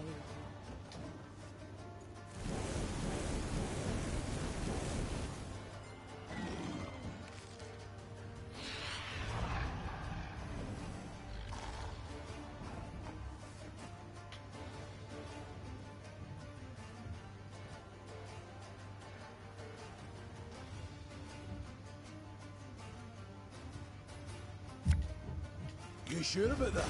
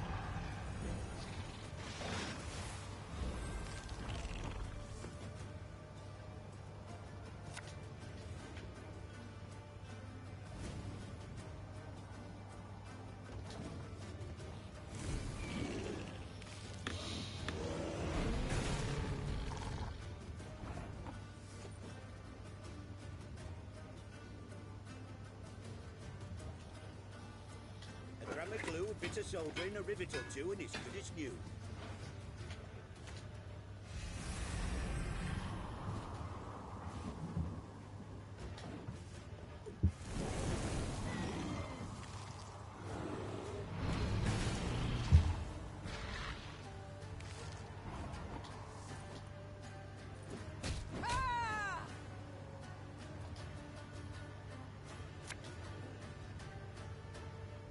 It's gonna be a right good levy, big and beautiful.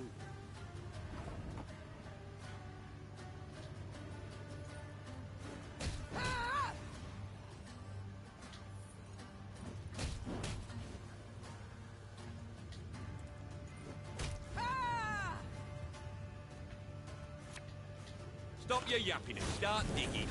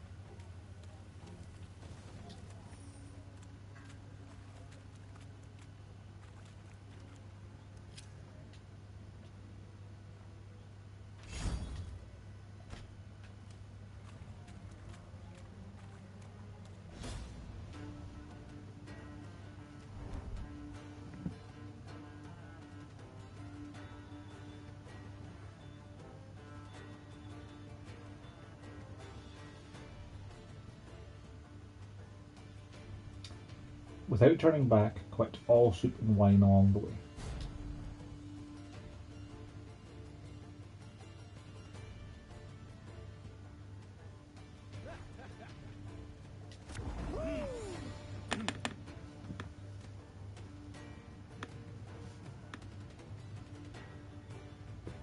Alright. What?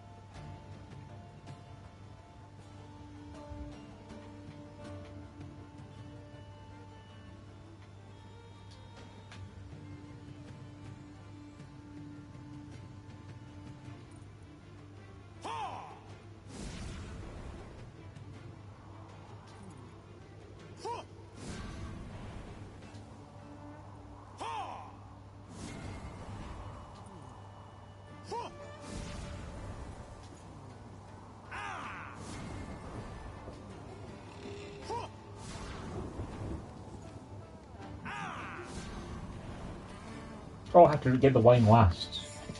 Right, it didn't specify that. Collect all super wine along the way, didn't specify wine last. Right.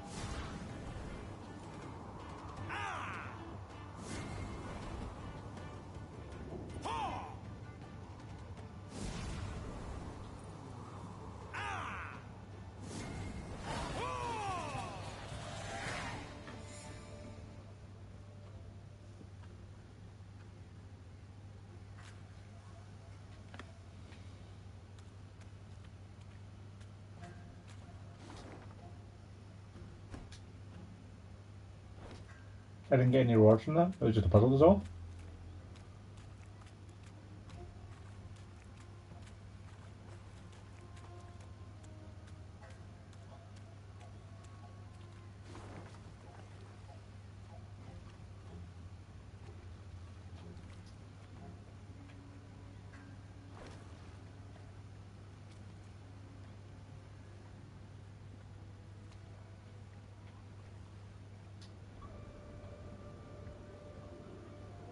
Oh, didn't know you guys were there. Find a place at one of the tables. Have a drink. Meet my men. Think there's been a failure to communicate, lass. I didn't join your army to meet men, but to meet death.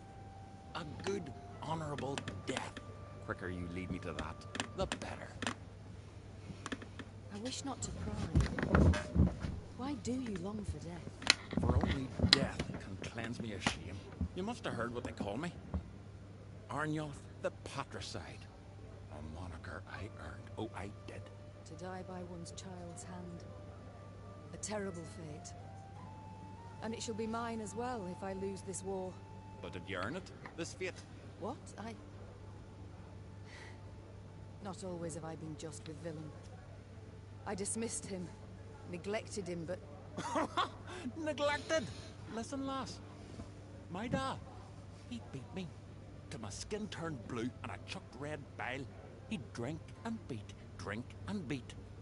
My brother, Ulf, Dad clobbered him to death. My ma, she took her own life. Never met this son of yours. But I know you's a bit now, and I can say this. No kin of yours needs slaying. I can't help but wonder. What does it signify? The tattoo on your head? Ain't a tattoo. Carve these runes with a knife. The method makes little difference. What do they mean? Aim here. Message for enemy archers. Alas, don't seem they can read it. At least not from a distance. And when they get close, it's already too late for them. So long, Arnulf.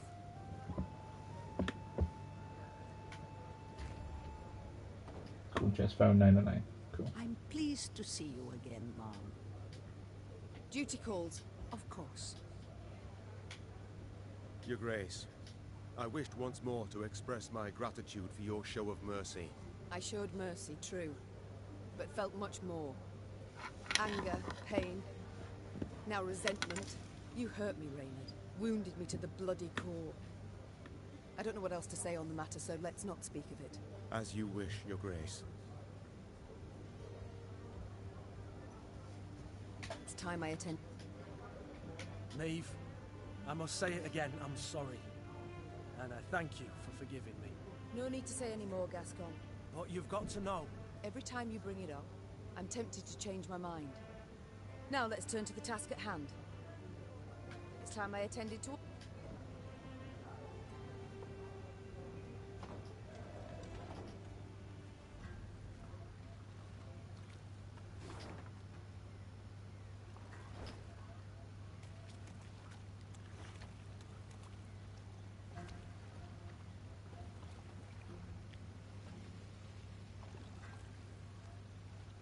In evading Nilfgaard's banners, Maeve led her force into Angren's wildest reaches.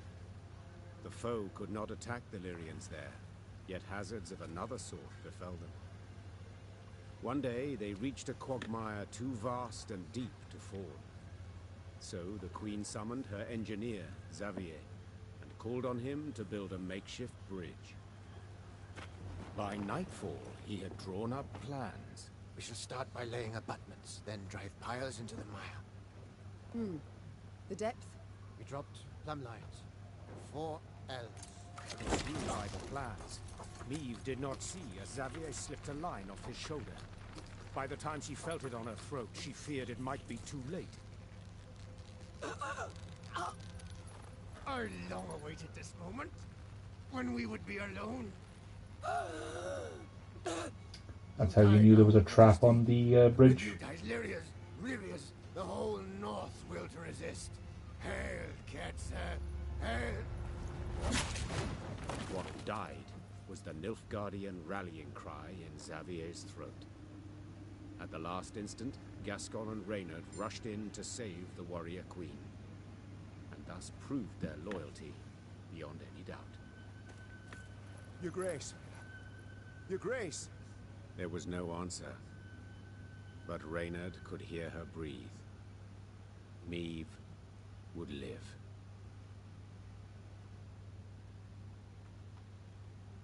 It was several hours later when Maeve finally came to. She opened her eyes, then Gascon and Reynard helped her to her feet. Careful, Your Majesty. I should have been... Damn it. If you two hadn't... No need for words. You didn't mention it. I couldn't disagree more. We're due for a long conversation. First of all, I owe you thanks. Second, my trust in you both has been heavily tarnished. I believe that goes without saying. Yet today you proved beyond all doubt that I can rely on you. So I thank you. To serve under your banner, Majesty, is an honor. Likely I'd have put it differently, but Reynard seems to have the right idea. Very well. We've reassured ourselves of admiration for one another enough. We've matters to which we must attend. I trust as I lay there dead to the world, you did not sit about with your thumbs up your bums. Have you at least learned why Xavier betrayed us? Sided with the Empire? In a manner of speaking, yes. Your Grace, the rogue who lunged at you, in truth, was one Gwalter ep Gwynnoch, a Nilfgaardian spy. This discovery you made how? We found in his toolbox a concealed compartment, letters inside. Though encrypted, we managed to decipher them. They were the Grey Rider for you to read. Swine. An Imperial spy in my ranks this whole time. But to wait so long to strike, why? He'd only just received the order. Another letter in the box, signed by General Eb Dahi, stated, to Gwalter ep Gwynnoch, eliminate M at first opportunity. Honorless bastards. They'll stop at Nout. Now, Maeve, you'll gain Nout by getting riled. No sense to it. This is good news, in fact. Is that so? Think. Ep Dahi had a spy in our midst. He knew our movements, had his eye on us, his finger on the pulse. He knew our plans, who we parlayed with, and yet he didn't order your assassination.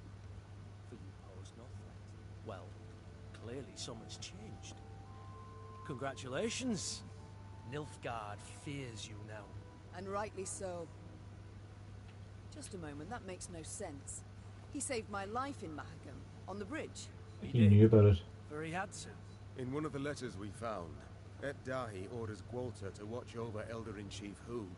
The Scoia'tael in the mountains were sent there by Nilfgaard to recruit dwarves, but their commander, the Vixen, they feared she'd attack Bruver himself, something Dahi wished to avoid. Naturally. Ah. Someone else could seize power, someone not so neutrally inclined.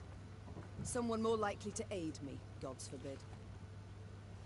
But we found him in the rubble at Rosberg, midst the ashes. Planted. Precisely what placed him beyond suspicion. We suspect Walter enlisted with the Edanians some years past, infiltrated that army. He had a hand in Rosberg's defense. Then, when the time was right, he lent that same hand to its demise. Caused an explosion that tore a hole through its walls. It worked, but at a price. He suffered severe burns. If not for our medics, he'd have... Stop. So it was not elves who brought about the fort's fall as he claimed? A filthy lie to stoke the fires of racial hatred. To stir conflict and chaos and rage that would make the realm of Edirn waver and fall. If we're to judge by Rayla's actions, he was rather successful. Bastard. Yet even so badly hurt, in such pain, not for a moment did he drop his mama's act. I've heard much of Nilfgaardian spies, Your Grace. They're trained from childhood, face constant indoctrination. They do anything for the Emperor, anything and everything. As soon as Gwalter spotted a chance to join our ranks, to be at your side, he took it, exploited it ably. To be brief, I've traitors all about me. Your Grace, you resent our actions, I understand, but... You, Willem, the Cad Caldwell, Gascon, Gabor, finally Xavier. Tell me how. How am I to trust anyone? You can't. Amongst all the realms in the north, you're Nilfgaard's sole rival. One remaining threat. All other rulers either soundly defeated and enchained, or tails between their legs, they've donned Nilfgaard's leash. The Blackclads will do all to destroy you, if not upon the field, then in secret, with an assassin and a quick, sharp blade. What's left? Prayer? Melitele too is sure to turn and take Nilfgaardian gold sooner or later. Ugh. We've talked enough. We must form up. Move on. Majesty, you ought to rest. Your stand swaying. Your step can't be too sure. Only my horse needs step true. Maeve, you've just about had the life chopped out of you. No time to play the hero. I'm not Gascon. Quite the opposite, actually. These damn swamps, they terrify me. I wish to get the hell out and never, ever look back. The Aruga lies near. I sent scouts ahead. They've secured a barge. We can sail to Red Lobington. Splendid. Sound the horns. We march.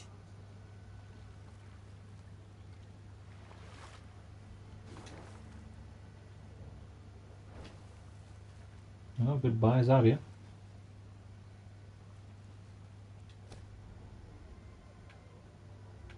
What does the upgraded Reynard do? Oh, you can just repeatedly give people orders with your loyalty. That's pretty strong. With my old deck, that would have been somewhat overpowered.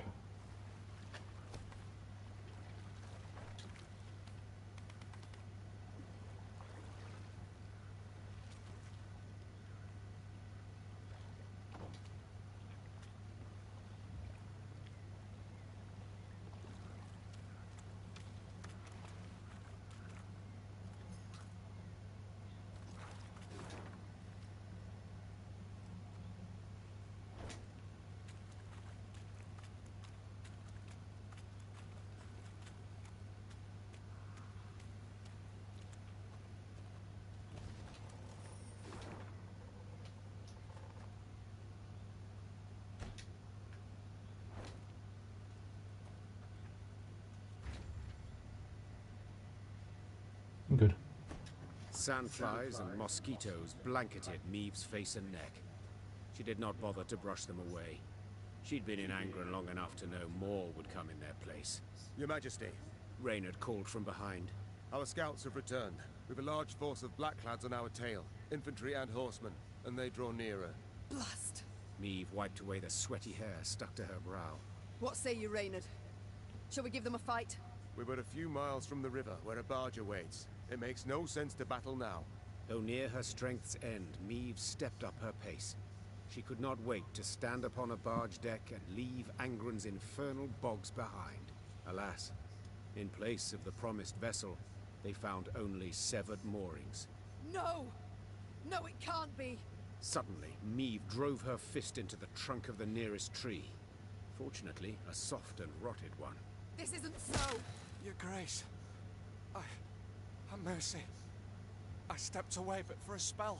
Croaked a scout, pale as a ghost. And thieves jumped out the underbrush.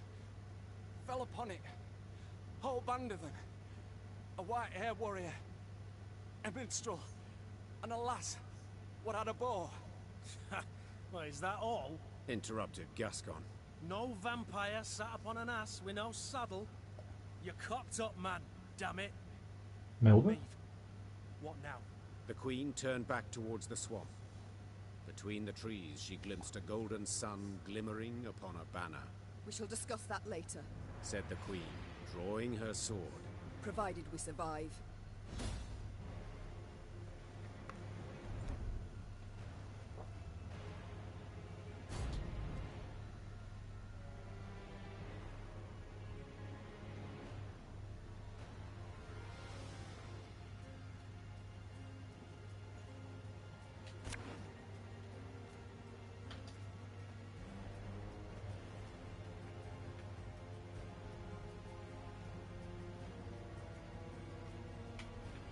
It was a unit damaged by 3. Jeez.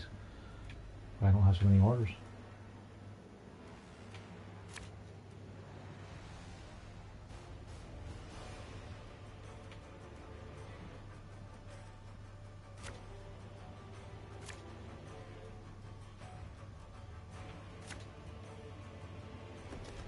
Everyone, rally to me! Drive them back!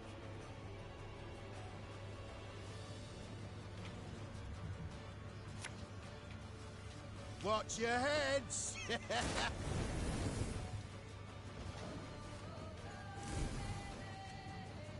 life is mine now. For every 2 cards played, draw a card. Jeez. Catch!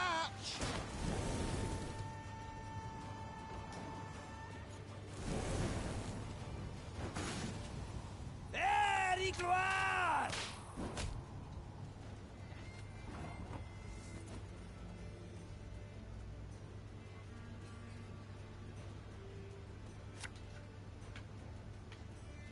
Death is only the beginning! Wise choice.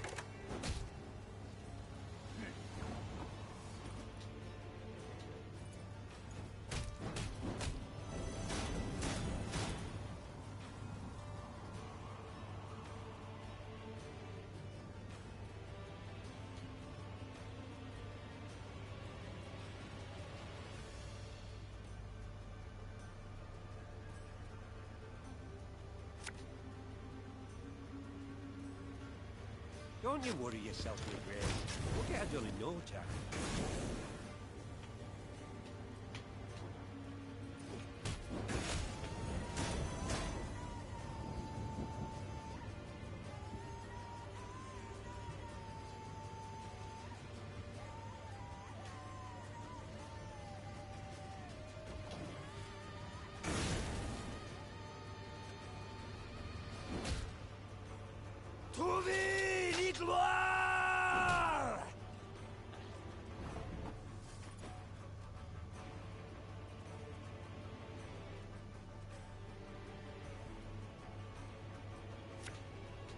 Have her done in a jiffy.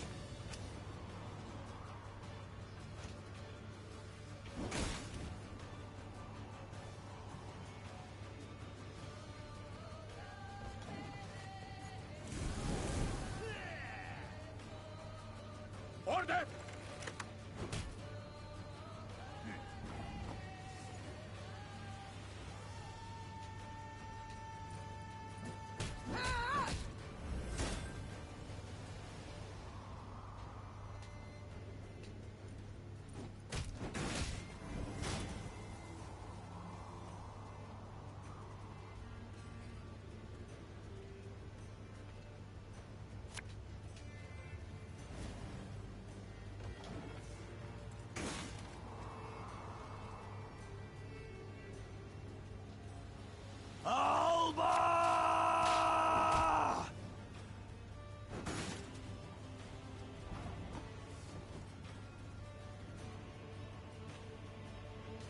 Alright, that's no problem.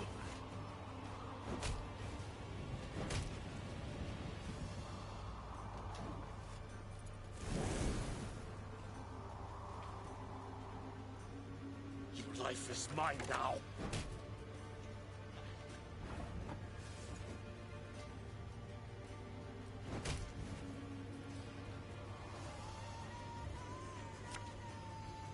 Hey, don't toss that. It's perfectly usable.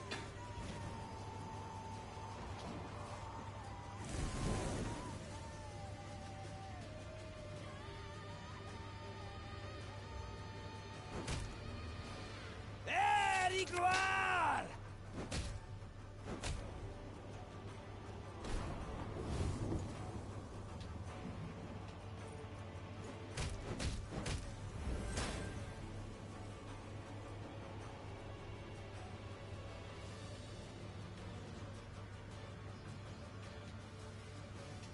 For you, pal! Anything.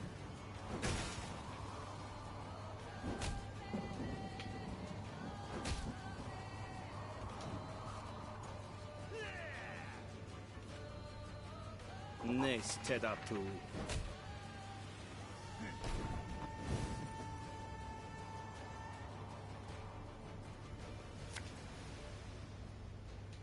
It's not too late to walk away.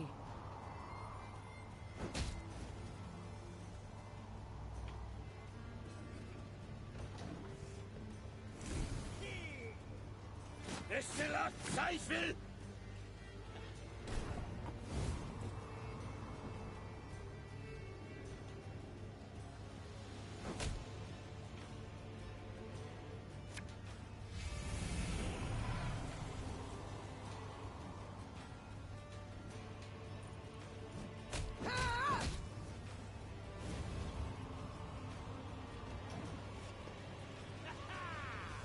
Hail, Kerzer!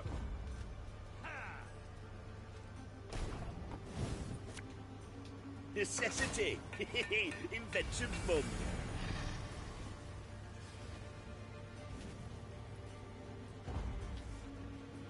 Your Grace, that was but their vanguard.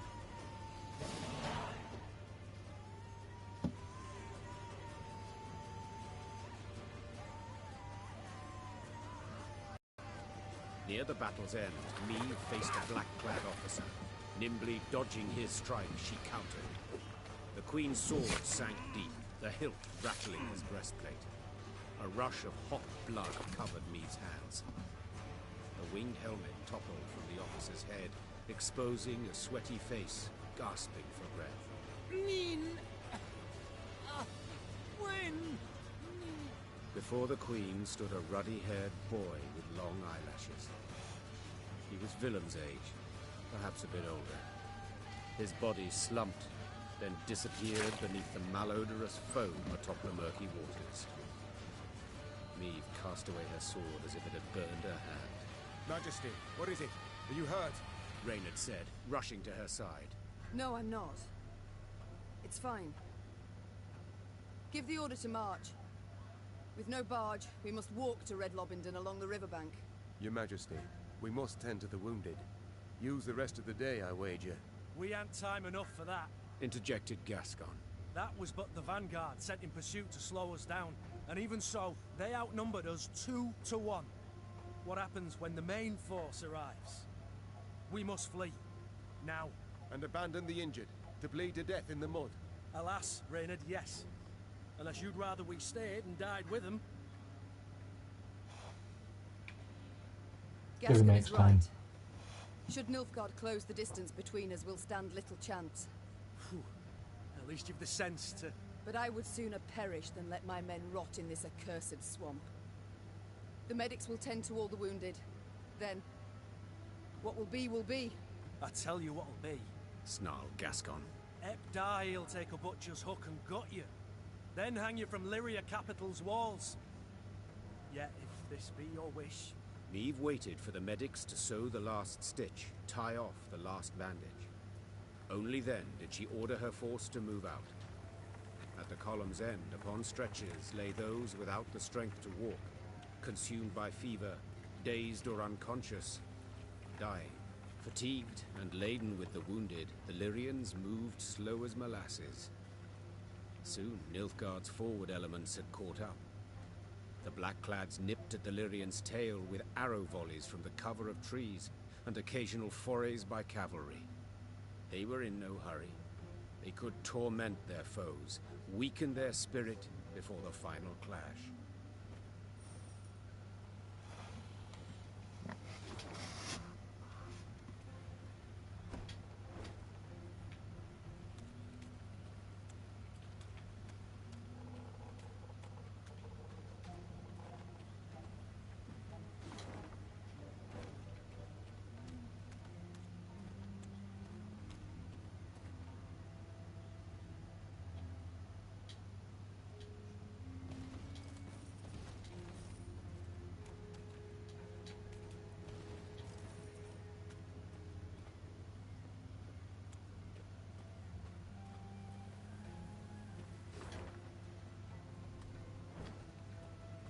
This will be the end of Angren.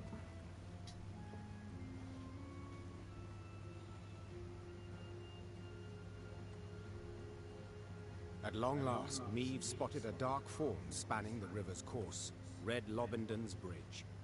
Just a brief stretch more, and the Lyrians would find themselves beyond the invaders' grasp, free and clear of bogs, and the beasts that prowl.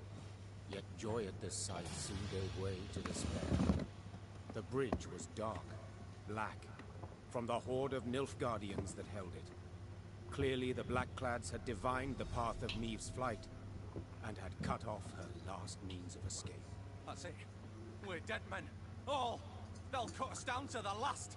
Meve shut her eyes, felt them sting with fatigue. She knew when she turned she could not show her men 1 ounce of fear, 1 pinch of doubt.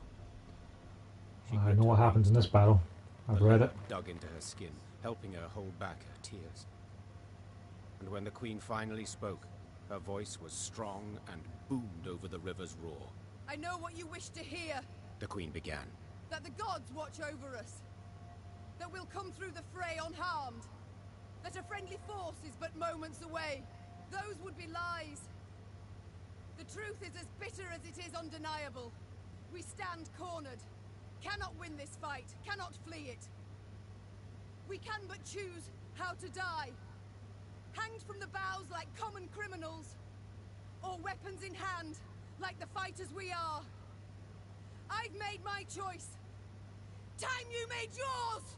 With that cry, Meve broke for the bridge toward a forest of spears into a deluge of arrows. She let the tears fall from her eyes. Tears of rage, fear, fatigue. It was not until she'd almost reached the enemy line that she dared glance backward. And she saw she was not alone. And we got some reinforcements coming too. People who stole our boat.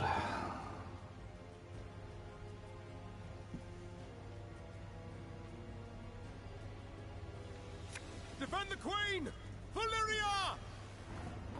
Oh, I don't get to mulligan? No?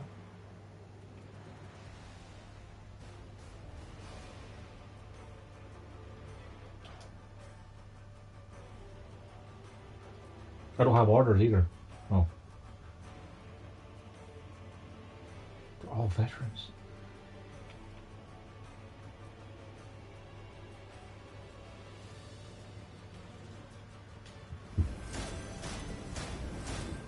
Of course, it's an order, right?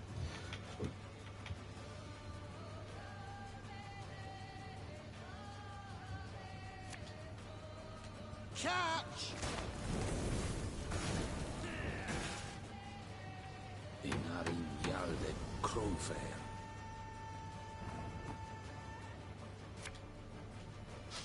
I smell a reek.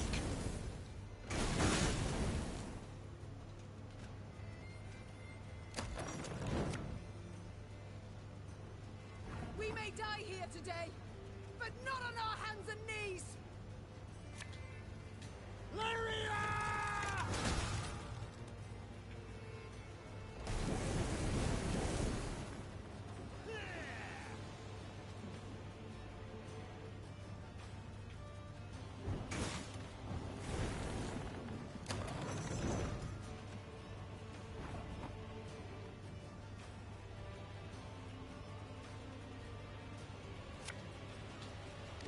bullets all I need.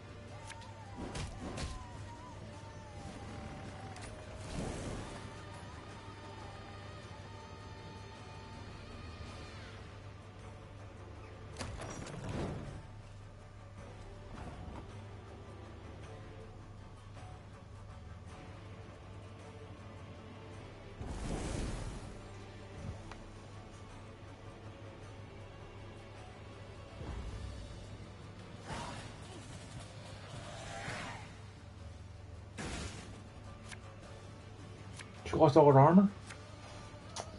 Shoot. Don't shoot! Don't shoot! We're friends, not foe! Damn it. Just gets better and better. To the bridge! Cut the way back to the bridge! Bolster the defense! Nova not with you guys now? Boost Kahir and duel an enemy. There's Geralt and duel an enemy. Oh, that's neat. They bolster each other. Draw cards until your hand is full. That's pretty good down the line. It's pretty good.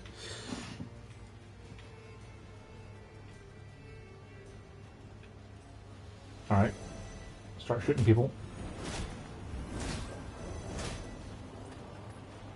Oh, those guys deal damage. Yeah, that's bad.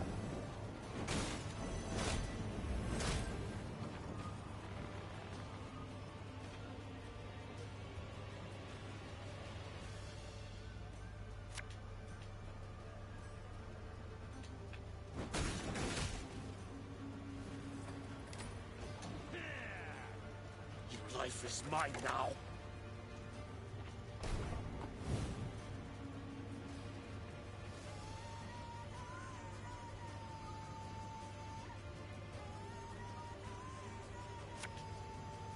Give me a time. Oh, it's a 2-turn cooldown. Right.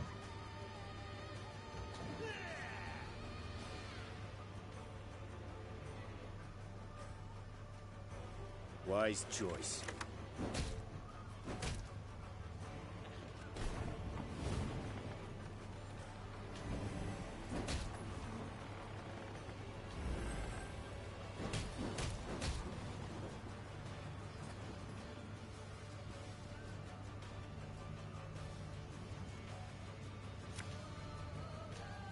I think you'll really like this one.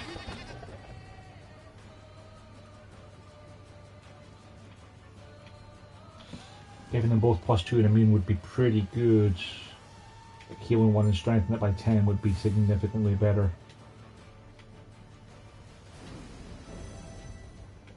That's how you get past me being able to duel you for 25, buddy.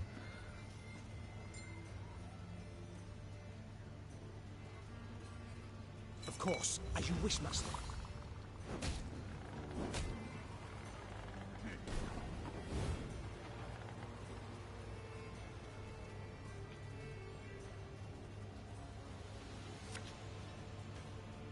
Hey, don't toss that. It's perfectly usable.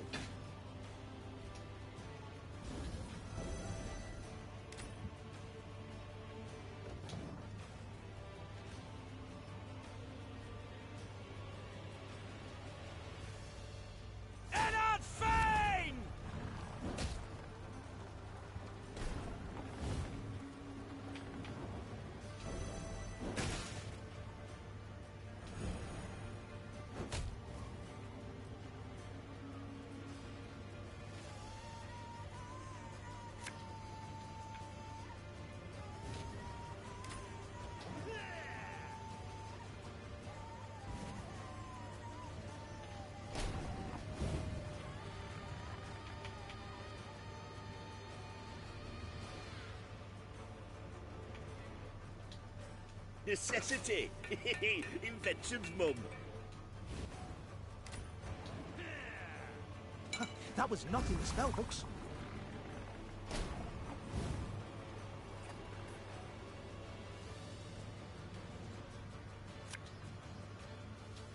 All right, that's no problem.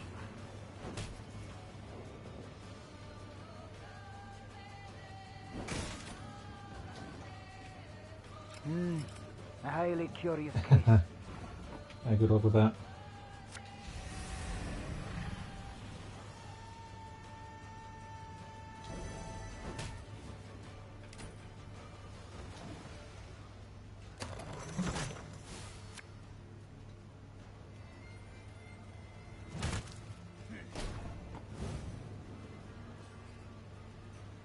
You can duel enemies, huh?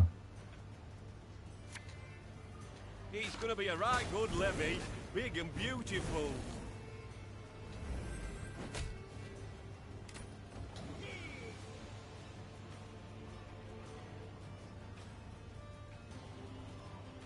Order!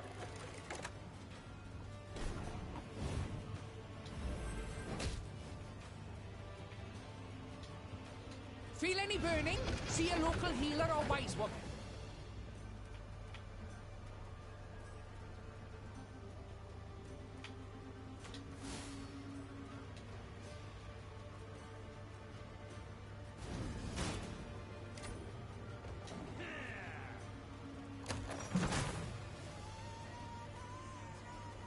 Wow. Rip, buddy. I tried.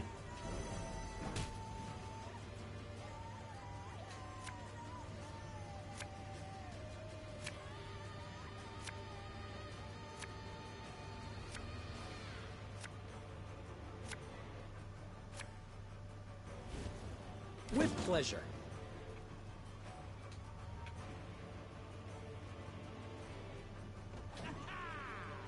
Barbarians.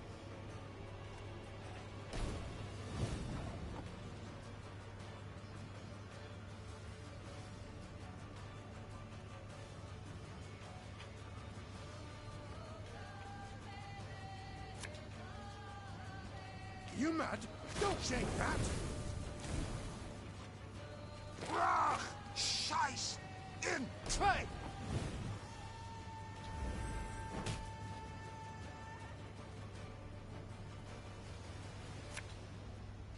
This could hurt.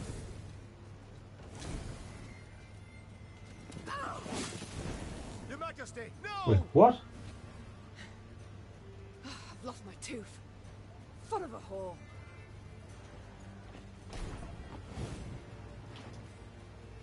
Huh.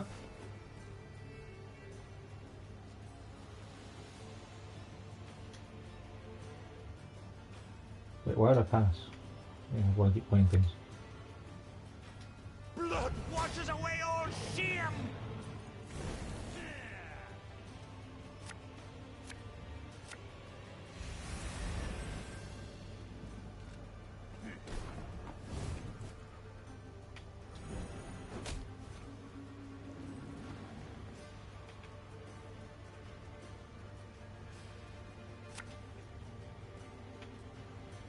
Arbalist at your command.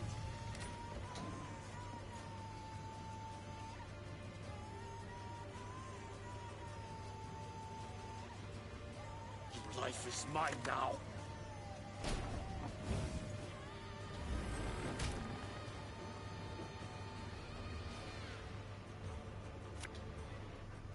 When will you ever learn?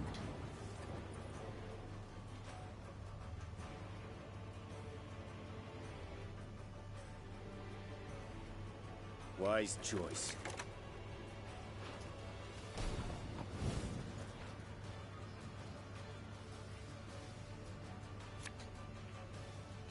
Stop your yapping and start digging.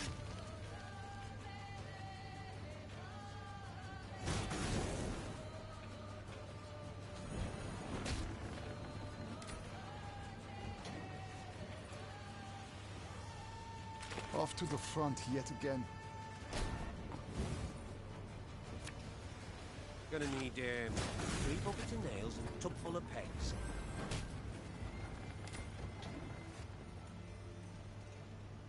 I warned you.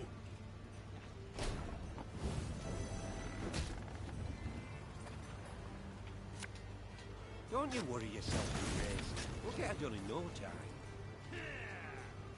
Claw and cat zap!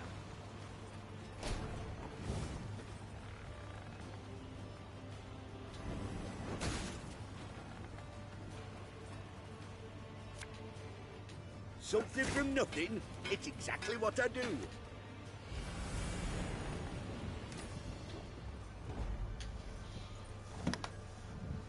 Excellent, Seifel! Elherzer. Is he actually going to play 34 cards from his deck? Because that could theoretically catch up to 230 power.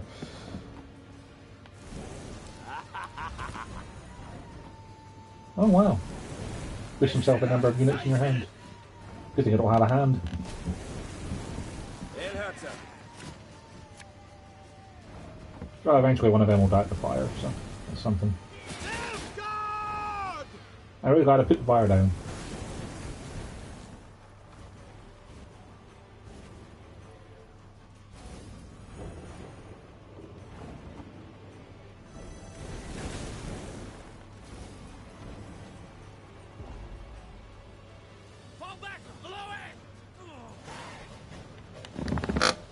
That's a pretty good way to represent that fight, though.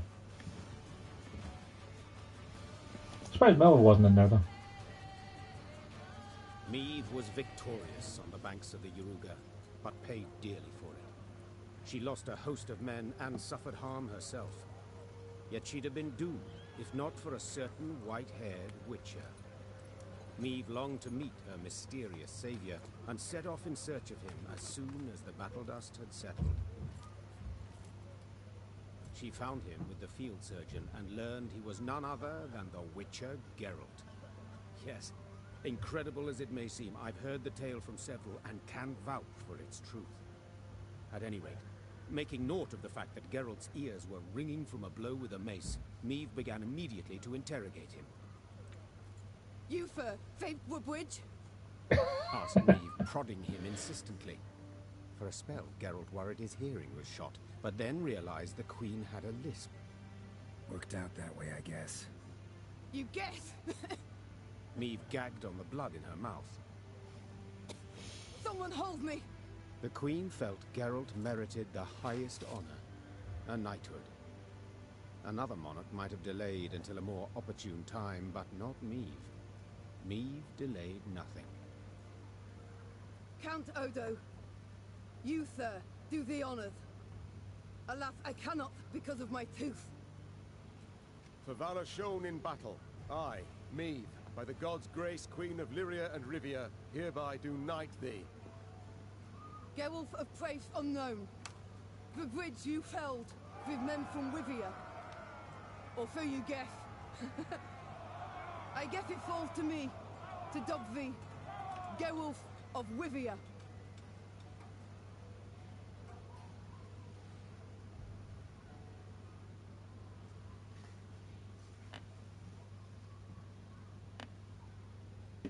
To the rescue.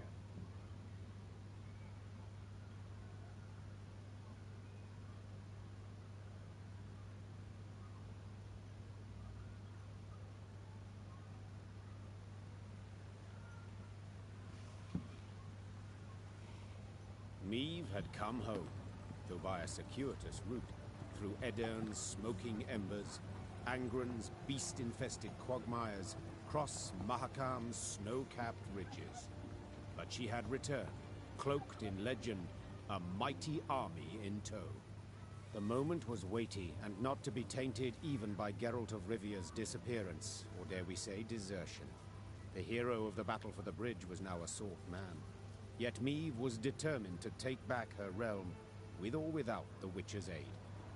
Valyrian's daring escapade behind enemy lines, and the triumphant victory at the battle for the bridge that crowned it, breathed new life into the North's war effort. Bands of resistance fighters now swarmed the conquered lands, while Kedwen and Redania, on the verge of swearing fealty to the Emperor, suddenly broke off talks with the invader. The Nilfgaardian war machine suddenly screeched to a halt, and the tide of war turned. Facing a united North, the invader had to withdraw the bulk of its forces from Lyria and Rivia.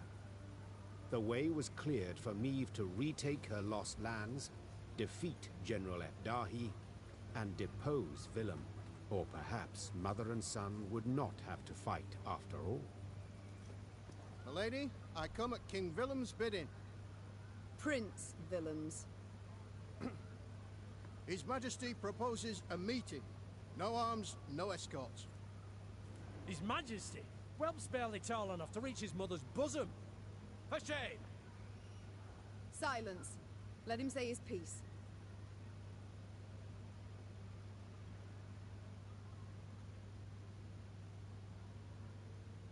His Majesty, Willem I, wishes to discuss the possibility of a truce. He wishes to surrender? Is that his aim?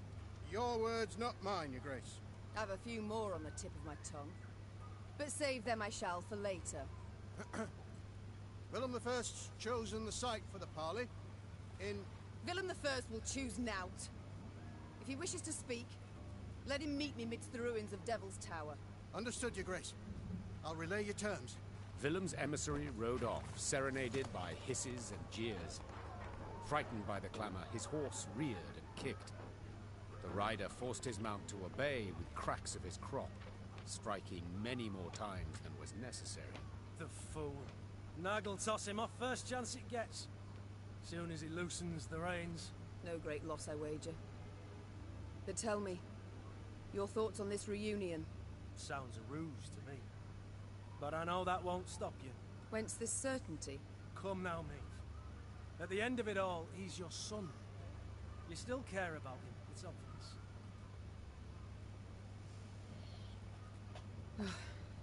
You're absolutely right. Perhaps let bygones be bygones. Perhaps it's not too late. Only one way to know. Let's go. Meve rode out, clad in golden plate, her banners waving proudly overhead. She no longer led a band of ragtag partisans, but an army able to fend off an empire and drive its soldiers from her lands. Ma'am, I've something you must see, without undue delay.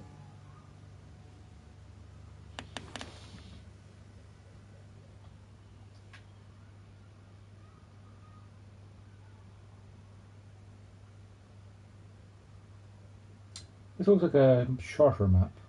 Not significantly shorter, but shorter than Angren. This could well be the end of it.